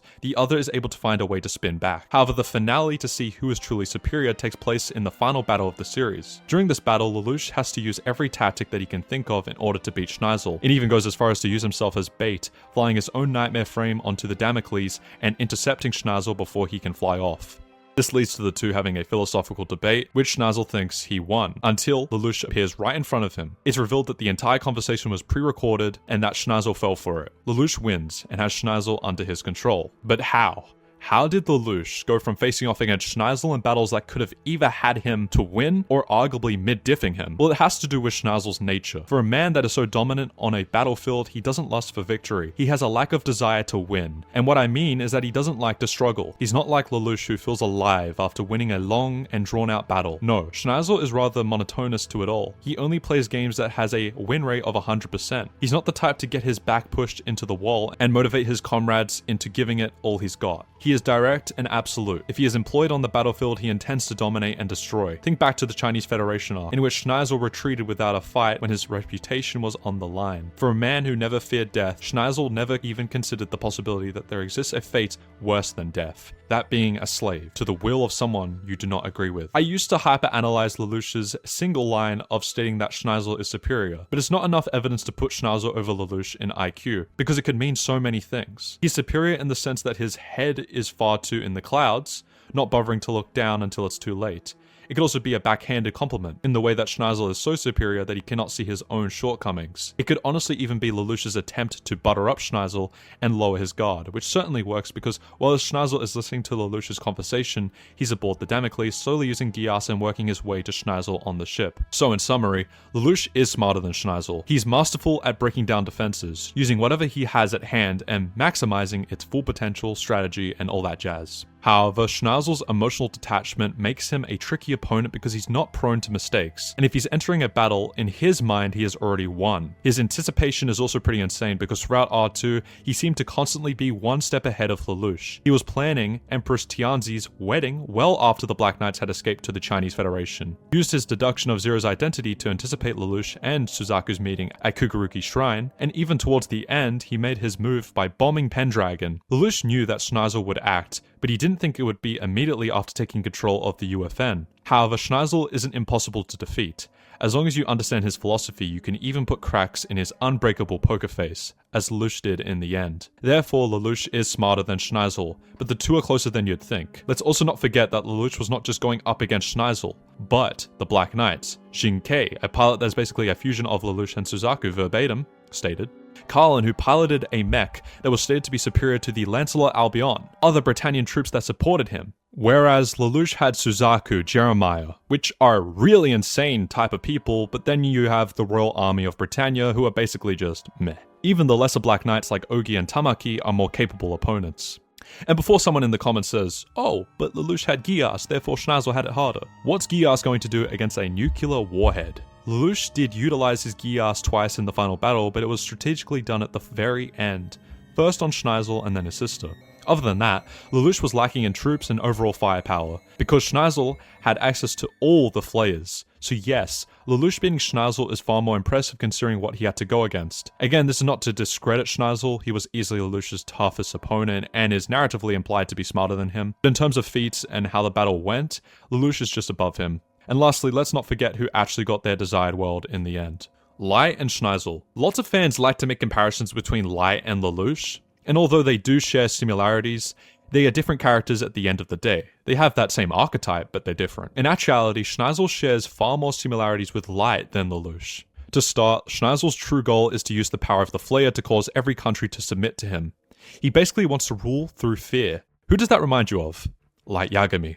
A genius high schooler who one day gained the power of a god and used it to build his new world, one that would be free of criminals.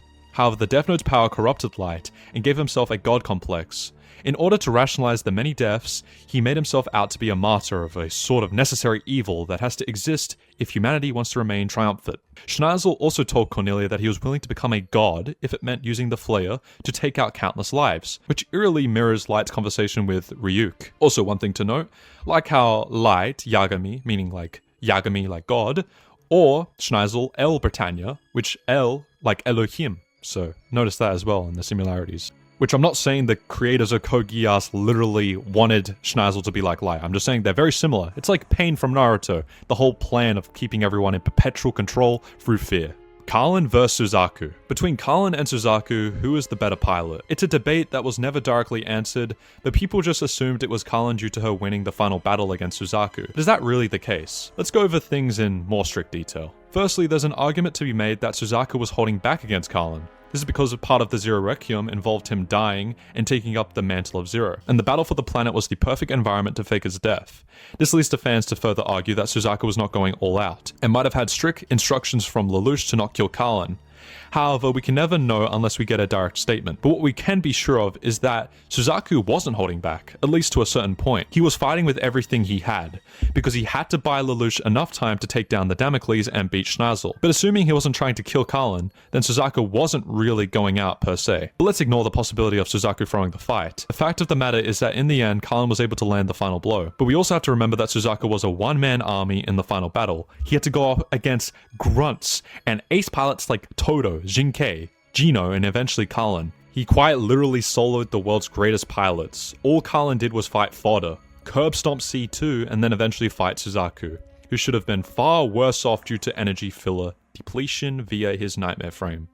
It's honestly a miracle that the Lancelot didn't run out of power when you remember a majority of its energy went to its wings, but the amount of firepower Suzaku dumped on the Damocles when he destroyed its barrier. Fans also argue that Kallen is superior because she still defeated Suzaku, who had the Geass command as a power-up. While this, yes, Kallen did beat Suzaku in their battle, if you really want to get technical, it could have been considered a draw.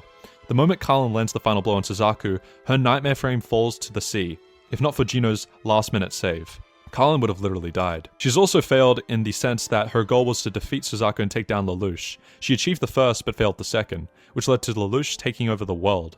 Kallen won the battle, but Suzaku won the war. As for the Geass command being a power-up, this is just false. It doesn't make Suzaku stronger, it just forces him to go against his wishes. At heart, he wants to die, but the Geass command forbids him from doing so. Rather than die, it forces him to go all out in order to achieve whatever he is commanded to do. So it's more like a command that takes off his restrictions. Lastly, let's not forget that Kallen had the superior nightmare frame by the end of the series.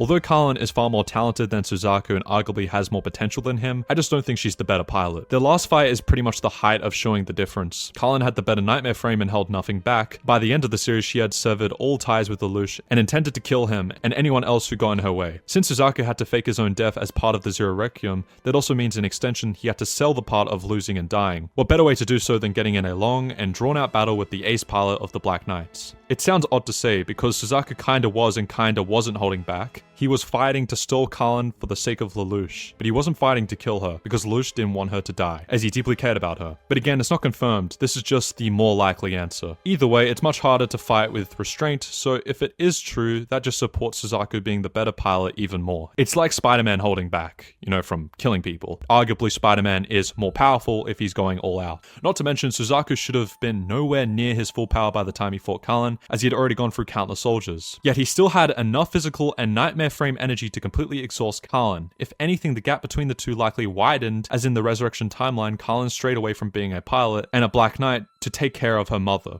whereas Suzaku was pretty much married to the identity of Zero, constantly taking down threats and whatnot. So in summary, it's very close, but all evidence points to Suzaku being the superior pilot, a title that is fitting for the White Knight.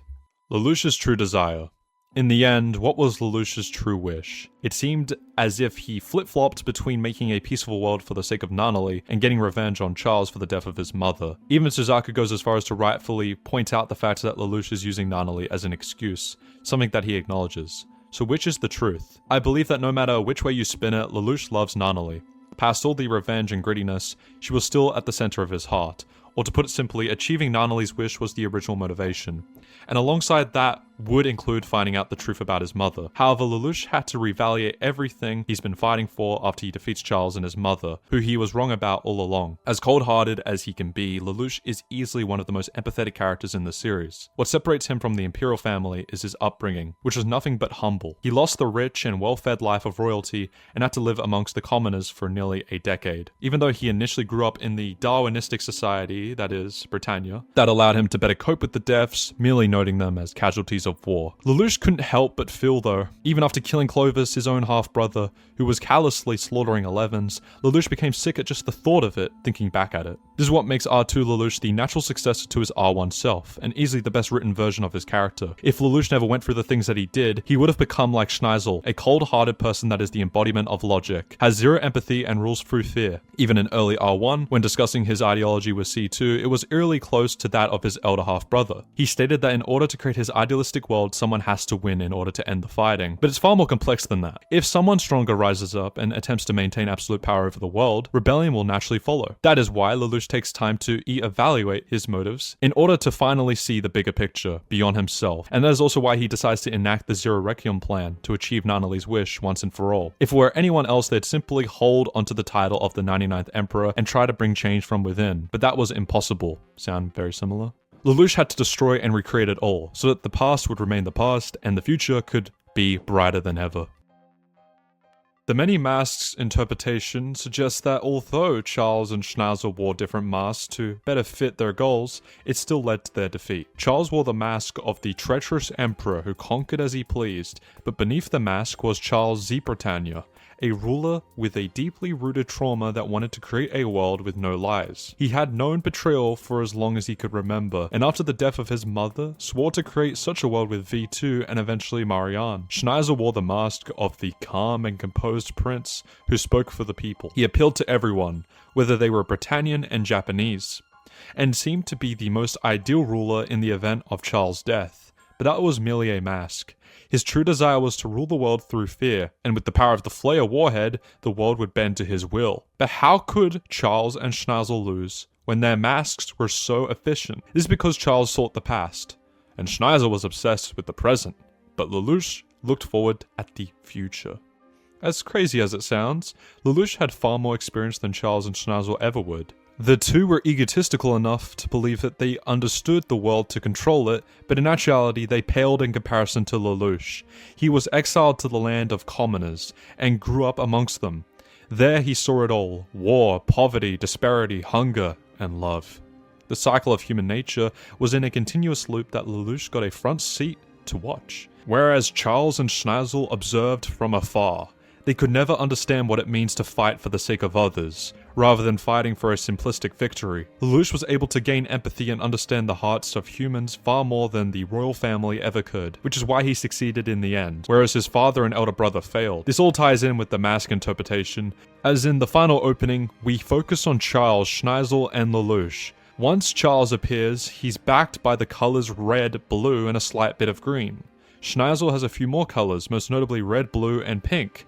However, Lelouch has a whole myriad of colors, which represents his many identities. Lelouch Lamperouge, Zero, Julius Kingsley, Lelouch v Britannia, and even the Demon Emperor if you want to take it a step further. As Schnauzle said, "You cannot overcome someone who has mastered the mask." Lelouch knows multiple languages. Something that no one will ever really discuss online is how many languages does Lelouch know. And it may surprise you, but it's actually quite a few. And we have some evidence. Some can be a reach, so you can just take it with a grain of salt. You can also base the same knowledge with other Britannians who undergo the curriculum in the Holy Britannian Empire. Yes, above Ashford Academy. This is the literal Imperial Palace's education. Lelouch's genius is due to most likely his own nature, but also coupled with the nurture due to Britannia Royal's education being the top of the world. Code Geass is based on our own world, but just a bit of alternative history, with Britannian almost being akin to the ancient Roman Empire in its massive power. You can also assume then, as our own European nobility, with their vast resources, receives the best education in the world. This would mean Lelouch is possibly fluent in many languages, some we know of being English, Japanese, Italian because of Lelouch reading Dante's Purgatorio in R2 Episode 1, all written in Italian, part of the Divine Comedy. Latin is possible due to Lelouch's book collection and glorification, and in the anime being in Latin, ubi spiritus est cantus est, fiende causa est mirstere. I might have got those wrong, I'm not Latin. You could also assume German, with Collective Unbewusstes being on Charles' shelf in Seasworld, but it'd be a stretch to say fluency for Lelouch for that. Chinese, you can argue, due to the Chinese Federation holding massive influence geopolitically in Code Geass, and the Britannian Empire for foreign affairs, would probably need to know it. Everyone in China seemed to understand Lelouch when he made his statement, meaning he does definitely know it to a fluent level. Last few are possibly French, due to his ancestry from Marianne. However, that doesn't mean he can speak it, but we do have evidence. In Akito the Exiled, he speaks to the European Union, which has French in its native/official language, so there you go. And Arabic/Persian, as someone pointed out on Reddit, with it being one of those independent blocks in the world of Code Geass. One last case, as the Redditor also pointed out, could be Indian, but I doubt any fluency due to Rakshada's medical papers, though you can assume that they were translated into English. In Resurrection movie, you can also assume the Arabic too. Lelouch played piano at 3 years old. As the topic says, Lelouch can play the piano, and was learning since 3 years old as revealed in this Code Geass picture drama, as you can see on the screen. Lelouch equals Christ. Now, don't let the title fool you. If Lelouch was actually Christ, then this series, let alone the entire video, would be structured very differently. What I mean is that Code Geass has a lot of Christ-like references, specifically in Lelouch v Britannia. Let's go over the similarities. He's the son of a very powerful figure, Charles V. Britannia, a man that controls a third of the world. After his supposed death, he had a second coming. During his period of death, people still held onto the hope that he would return, which is very akin to Jesus. Like Jesus, Lelouch also resurrected. Something I also noticed is that the place in which Lelouch resurrected is an underground tomb, and guess what? Jesus was also resurrected in a tomb. He is martyred for the good of humanity. In old Jewish cultures, rabbis would lead an animal, most notably goats and lambs, to the desert and place the sins of the people on it. They would then sacrifice this animal, which is now called the term scapegoat. This specifically happens with Jesus, in which all the sins of the world are bared on him, and in order to atone, he is killed by the Romans, thus dying for our sin. This ties in with the Zero Requiem, except Lelouch takes the generational hatred of the world with him and is killed by Suzaku. This ushers the world into a new era of peace, in which they can move on from the past. Lelouch was both loved and hated by many. Some revered him, whilst others saw him as an enemy to all, which again is akin to that of Jesus. This could be a reach, but after he's stabbed by Suzaku and slides down the stairs, he does so in a cross-like position, which could be a reference to how Jesus died on the cross. Lelouch's own name has ties to North Africa and translates to lamb, which, as we just talked about, was a sacrificial animal in the Bible. The last name Lamperouge refers to the altar lamp in churches, which symbolizes the presence of Christ. Lelouch's mother is named Marianne, which has a relation to the name Mary. If you want to go even deeper with the references, Suzaku could also be a reference to Saint Peter, a follower of Jesus who was disowned 3 times and cut off Malchus's ear in order to defend Jesus. It could also be a reference to Judas, the man that betrayed Jesus, as Suzaku has done the same. It's also interesting to note that Lelouch represents the future in a trinity of past, present, and future, as in Hegel's dialect past, thesis, and present, antithesis in this module, due to it representing Charles versus Schneisel, with the synthesis being the future or the Zero Requiem. Lelouch takes the political from Schneisel being the dictator of the world and uses the metaphysical aspect with Geass, like Ragnarok connection. Lelouch embodies both paths and balances them out, and in synthesis causes the future. He also embodies the collective will of humanity as he felt it in the world of C, almost like Christ bearing the sins of the world on himself, and his sacrifice ultimately frees us from it. That's a more detailed analysis on the Lelouch and Christ connection, a little sneak peek from my big Code Geass analysis video. Is Lelouch immortal? A question that was on everyone's mind after the Resurrection movie was whether or not Lelouch was immortal. This is because Lelouch gains the code symbol on his neck thanks to Charles out of spite. C2, Carlin, Lloyd, and Cecile traveled to the Great Prison of Sorrow to use a gate to C's world in order to bring back Lelouch's soul, which is a success. But he's able to return with not just his Geass, but the code symbol still intact. This opens up a can of worms because the original series stated that you can't possess both. It's either one or the other. We don't get an explanation until Lelouch encounters Shamna, a Geass user who also possesses a code, and it's revealed that they share a power called Failed One. As the name suggests, a Failed One is a person who inherits a code yet fails to become an immortal. Hence the term Failed One. However, failed ones are given access to eternal youth. That's what we are told, and the movie doesn't really visit this topic again. Prior to Rose of the Recapture, we did get a picture drama that supposedly takes place 10 years after Lelouch's death, but he still physically looks as he did when he was 18, even though he should be 30. Even if we refer to the Rose of the Recapture anime, which takes place 5 years after Resurrection, Lelouch still looks the same. So case closed. Lelouch isn't immortal. He's just going to look eternally young. Well, this would be the case, except the Resurrection manga completely contradicts the narrative in the movie timeline. The beginning chapters of the Resurrection manga take place before the movie actually starts, and Lelouch is seen traveling with C2, having yet to recover his soul, which has left him in a sort of childlike state. He falls off a ledge and dies, quote unquote, but he clearly is shown to heal from his wounds and comes back, just like an immortal would usually do.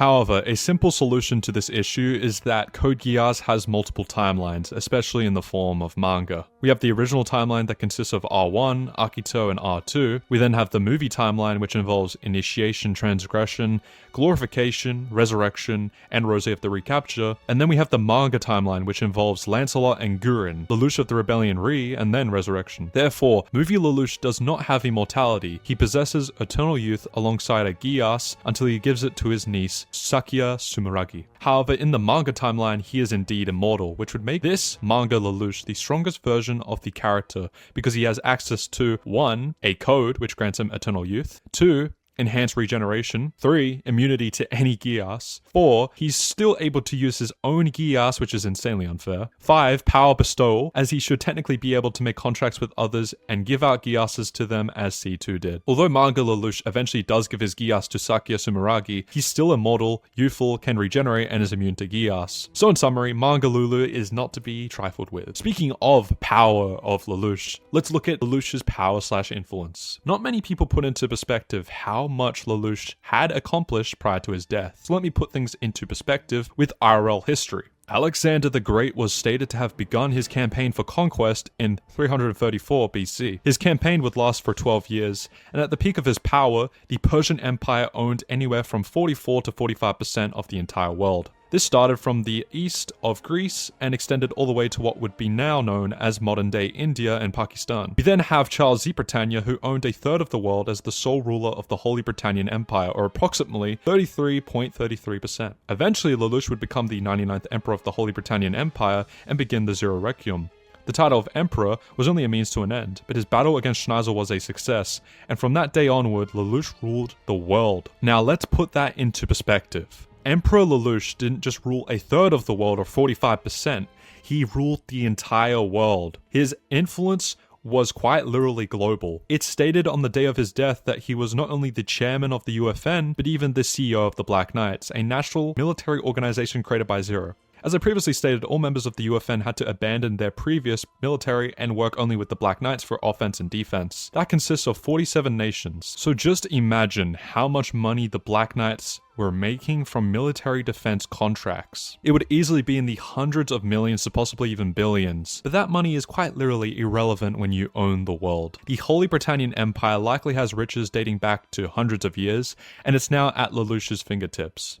But again, even that is irrelevant when you own the world. Money doesn't matter at that point. Famous rulers like Napoleon, Caesar, Vlad, and Genghis Khan simply don't compare. It doesn't even matter that Lelouch only ruled the world for a few months. The fact that he was able to control the world for that long in a synchronized fashion shows a lot about his intellect and accomplishments. The only reason as to why Lelouch didn't rule for longer was because he had to die for the Zero Requiem. But I genuinely believe if he intended to rule the world up until his death, it would have been very possible, but again, that would destroy the point of the Zero Requiem. That would be like 80 years of just ruling the entire world. That's stupid. To put it into perspective once again, at Lelouch's peak, he was the 99th Emperor of Britannia, ruled the entire world, held the key to the Damocles and owned all the flayers, literal nukes. No nation could challenge his authority, as he could wipe them off the map if he ever needed more. He could hypothetically force Nina to make more too. Was chairman of the UFN, CEO of the Black Knights, the richest man alive and in history. Not rocket science. If you own the world, all the riches can be yours, like King Solomon or something. Also, another thing to mention, Lelouch would have access to all Geass strongholds, all Geass orders under his control, as the royal family had a connection to the ancient orders. Would have been interesting to see Emperor Lelouch's control of Zhiglistan in the Resurrection movie and their stronghold, but he has the literal flail, so boom, off the earth. Also, one other thing I want to say, Lelouch being literally that level of power at his peak once he dies, he would have definitely had some loyalists of his, like many world leaders in history who have died. Their movement/spirit carries through generations. It would be interesting if Code Geass dived into that aspect if there were any cults that spread. He'd be deified. I mean, look into different religions. Mysterious character in Ogi and Valletta's wedding photo. Something fans have noticed on their rewatches of Code Geass is a random character that appears in the wedding photo of Ogi and Valletta. But it's Mia One Hilme, which served Valletta in the swim club cafe and stole Lelouch's hat in Love Attack in the episode, when Lelouch Geasses her to give the hat back in R2.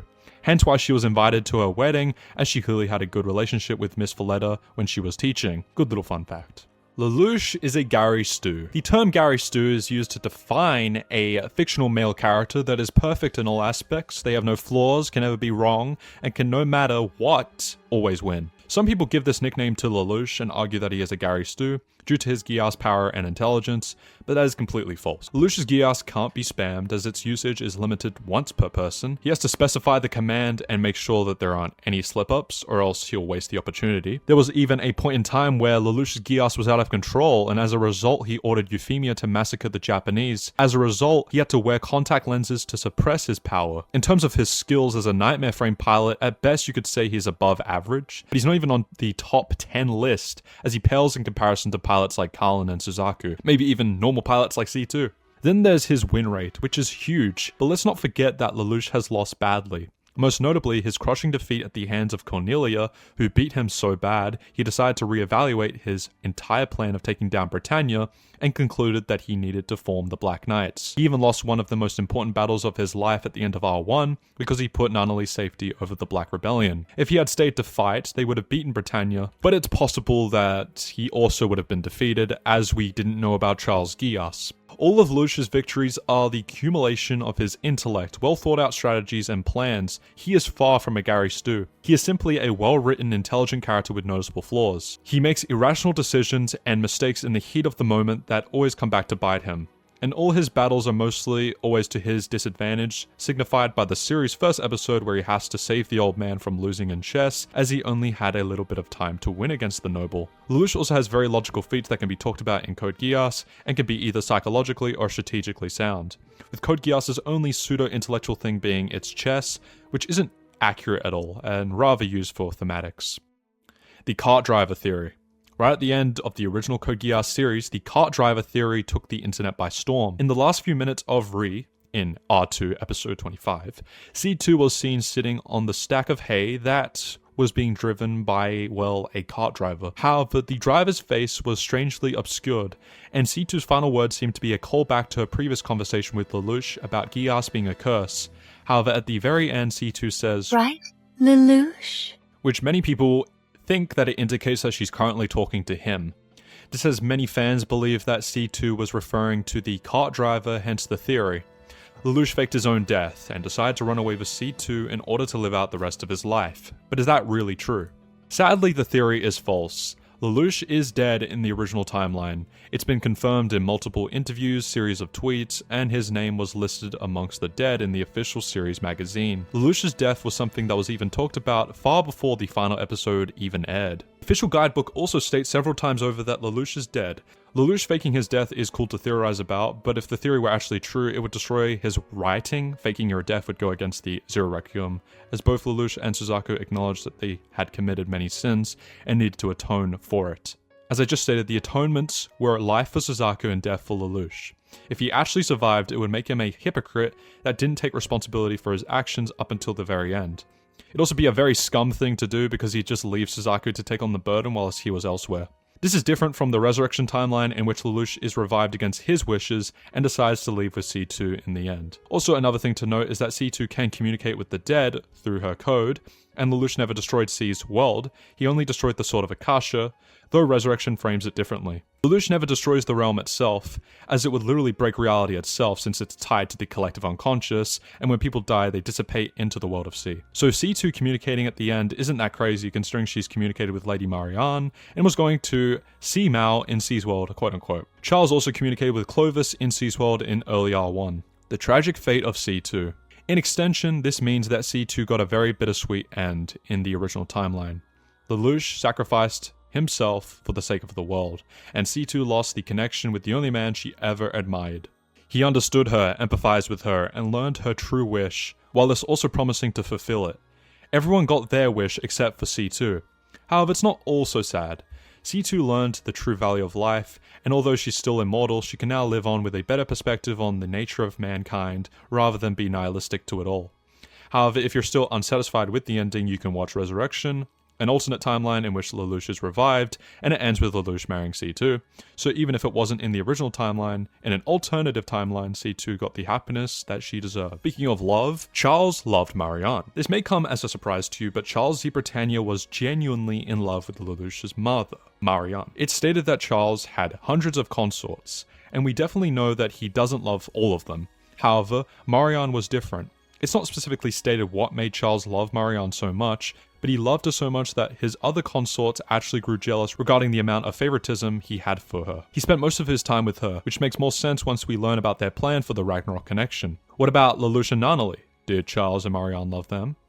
As we know, Charles and Marianne wanted to make the world a better place in the best way that they knew how, which came to be in the form of the Ragnarok connection. However, V2 had Marianne killed out of jealousy and desperation, as he believed that she made Charles soft. Charles knew it was V2, and in order to keep him from harming the last two people that reminded him of Marianne, he sent Lelouch and Nunnally away to Japan. Throughout the series, C2 speaks to Marianne from C's world, and when you go over these scenes, you can really tell that Marianne had love for her children. She mind wipes Nunnally, has C2 head over to Saitama in order to save Lelouch, and whenever he's in a pickle, she makes C2 act. From Charles and Marianne's POV, they think that they're doing the right thing and that they love their children. However, from Lelouch's POV, he does acknowledge that there was a level of care for them. However, it's not pure love, nor is it pure care. He calls out his parents for invading the supposed country that they sent them to in order to survive, alongside the plan that they've been obsessed over for decades.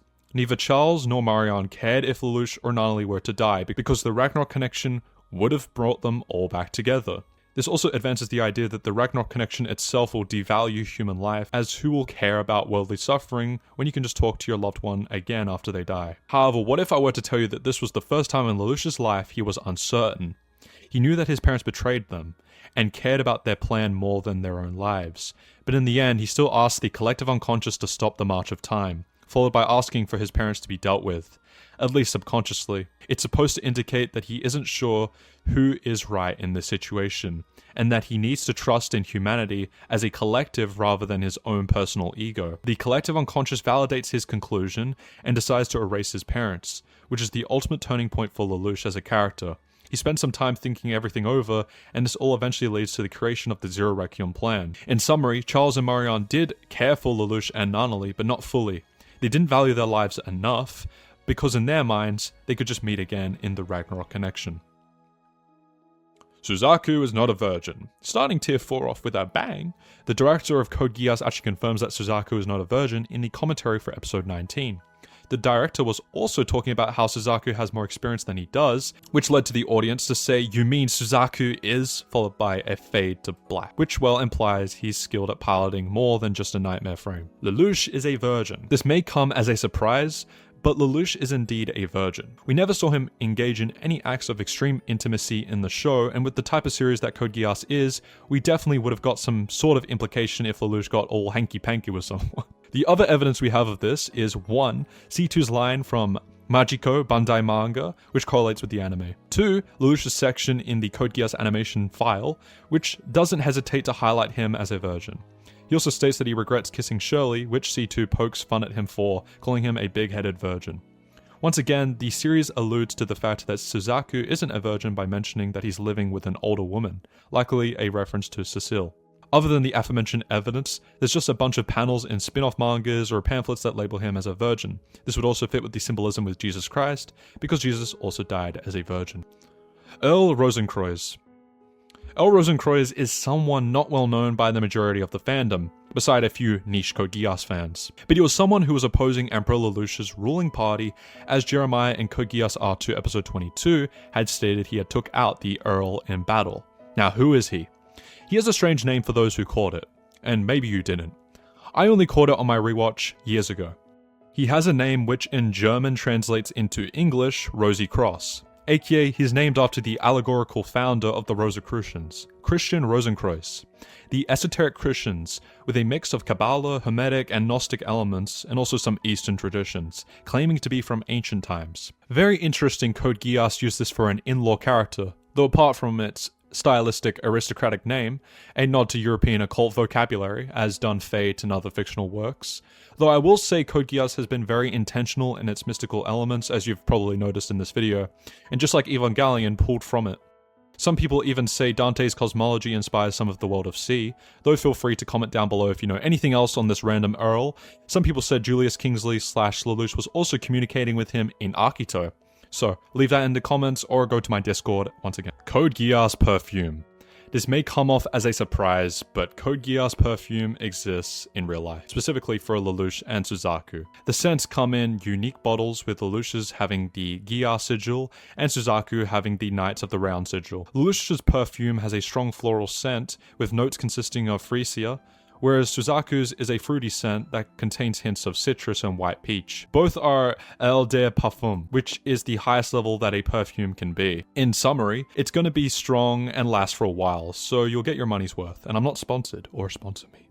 There's also a Carlin one as well, and some others I think as well, like C2. Stage 26. This may come off as a surprise, but there is actually supposed to be a 26th episode in R1 of Code Geass titled Eyes of the Demon Emperor. The script has been fully translated and would have taken the story in a completely different direction if it went through. To start, it's revealed that Suzaku thought back to his last moment with Euphemia, and as she began to die, she begged Suzaku to help Lelouch. This causes him to hesitate for a split second, and Lelouch exploits this opportunity as he actually shoots Suzaku. An expression of conflictedness, confusion, and mingled regret would form on Lelouch's face, and he would realize Suzaku couldn't shoot him because deep down he saw him as a friend, despite all the hurtful things he said to Lelouch last episode. However, Suzaku wouldn't die. The Geass order to live would kick in, and he'd actually attempt to stand back up, but he'd only bleed faster. Lelouch would be interrupted by a message from C2 on his phone, though the contents of the message are not shown in the script. We can assume that it has something to do with Charles, as Lelouch gets annoyed and says, "Him again?" He turns to leave, but gets held at gunpoint by Carlin, and she's conflicted as to whether or not she should shoot Lelouch. He psychologically manipulates her by reminding Carlin of her position as captain of the Zero Squad,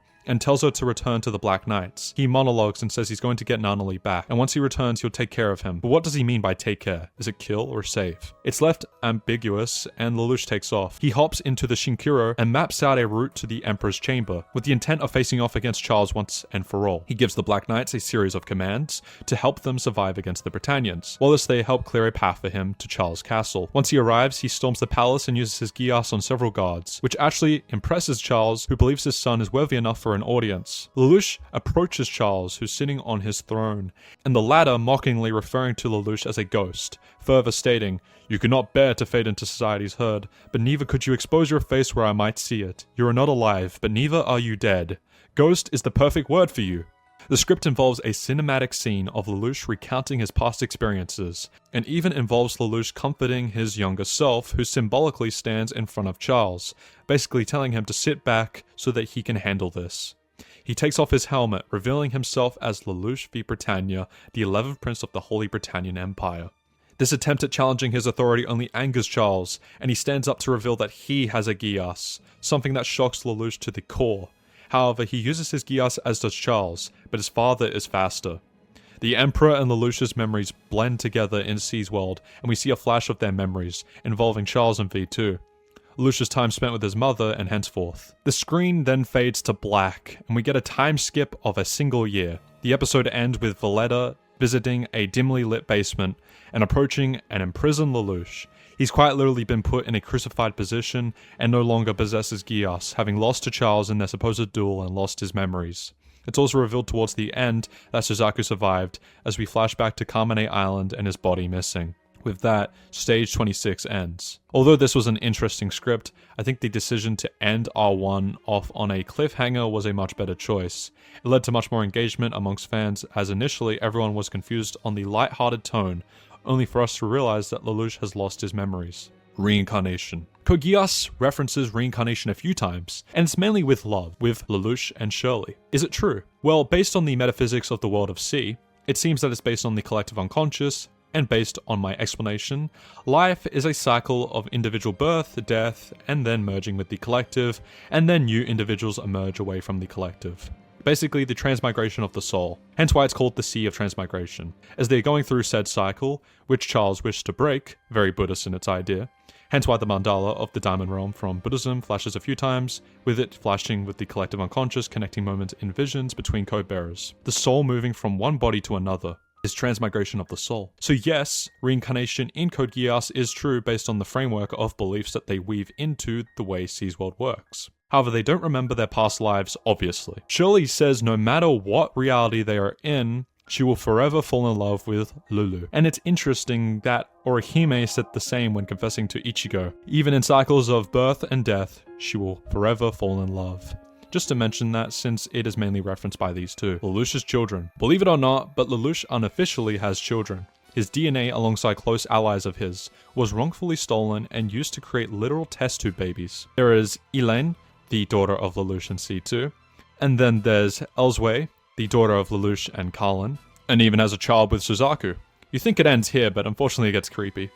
Lelouch also has a child with Nanali, yes, his own sister. I can't take this shit no more, man. They are named Eldre and L0, respectively. L0 is actually good. And respectfully, I do never want to see that Lelouch and Nanali thing again. Karma Suzaku. Karma Suzaku comes from an alternate timeline in the now ended Code Geass Gensig Recode. It's a non-canon what-if scenario, often called the Karma timeline. The timeline changes during Code Geass Season 1, Episode 17. In the original story, Lelouch never manages to ask Suzaku to become Nanali's knight, but in this alternate timeline, he does. Suzaku refuses because he feels unworthy after killing his father. In response, Lelouch reveals that he is Zero, hoping Suzaku will join him. Suzaku rejects him. Soon after, Lelouch learns that Suzaku is actually the pilot of the Lancelot and has been knighted by Euphemia Lee Britannia. During their confrontation on Shinike Island, instead of accidentally giving the live command like the original timeline, Lelouch deliberately uses his Geass on Suzaku and orders him to be my slave. This decision changes everything. Consumed by guilt, Lelouch becomes far more ruthless in this campaign. His war against Britannia escalates dramatically, and eventually his identity as Zero is exposed. In retaliation, Britannian nobles capture and murder Nanali v Britannia. This pushes Lelouch over the edge. Driven by grief and rage, he launches a massive genocide against Britannians, using Suzaku, who is still possessed by the Geass and the Black Knights. Thousands die in the conflict, including Euphemia herself, whom Suzaku is forced to kill with the very sword she used to knight him. Eventually, they confront Charles, Lelouch's father, whose knight Jeremiah Gutwald uses his Geass Canceller to free Suzaku. But after nearly a year of forced killing, Suzaku has been driven completely mad. He kills both Jeremiah and Charles, then turns on Lelouch using Euphemia's sword. Suzaku destroys Lelouch's Geass eye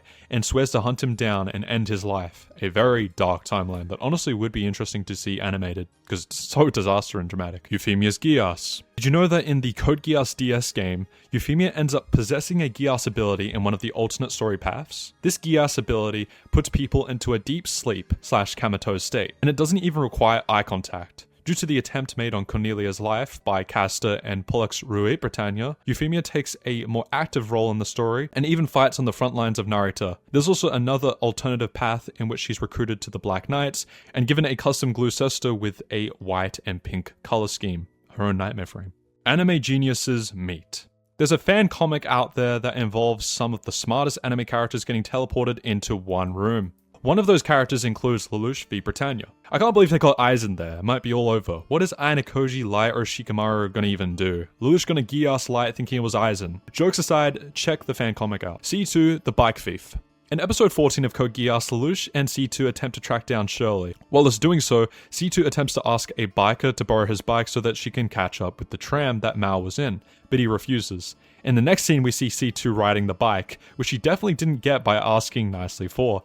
Hence the name C2, the bike thief. C2 is Catholic. In the final episode of Code Geass, right before Lelouch is killed, C2 actually prays for him and sheds tears. The woman who gave C2 her Geass and eventually her code was a nun. Due to being born in medieval times and even being burnt under suspicion of being a witch during the time of her flashback, it's pretty obvious that C2 was religious, likely falling under the category of Catholicism. It just makes sense seeing as how she comes from European origins. V2's Geass. Due to the rules of the series, it should be fair to assume that V2 possessed a Geass before obtaining a code. But if that's the case, who gave V2 his Geass? And what were his abilities? Unfortunately, we can't answer this question because it's never once stated, let alone mentioned. We could, however, assume, if we refer to side content, a likely candidate would be Shiori from Rania of Darkness. She has a code and had the epithet of V2. It's likely that she could have passed it down to the V2 we know, or someone else who eventually got around to passing it off to V2. As for his Geass ability, that's up in the air. Golden Flower. Another fun fact For my people into the mysticism and symbols, the golden flower appears in the Code Geass Resurrection movie when talking about Lelouch's mind, and that represents Chinese internal alchemy from the Chinese Taoists. You can also look into the secret of the golden flower, where all this stuff is explained. With all that being said, this ends the Code Geass Iceberg. This really took a long time to make, so any sort of support is appreciated. Please share it around. Hopefully, people like the Code Geass wiki can include some of these fun facts that I researched myself and connected, such as the occult stuff, because I don't think many people talked about that. Be sure to also subscribe and turn on the notifications, as I'll definitely plan on making more of these in the future. Be sure to check my socials, mainly my Twitter, as I tweet a lot. So, see you guys in the next one. Take care.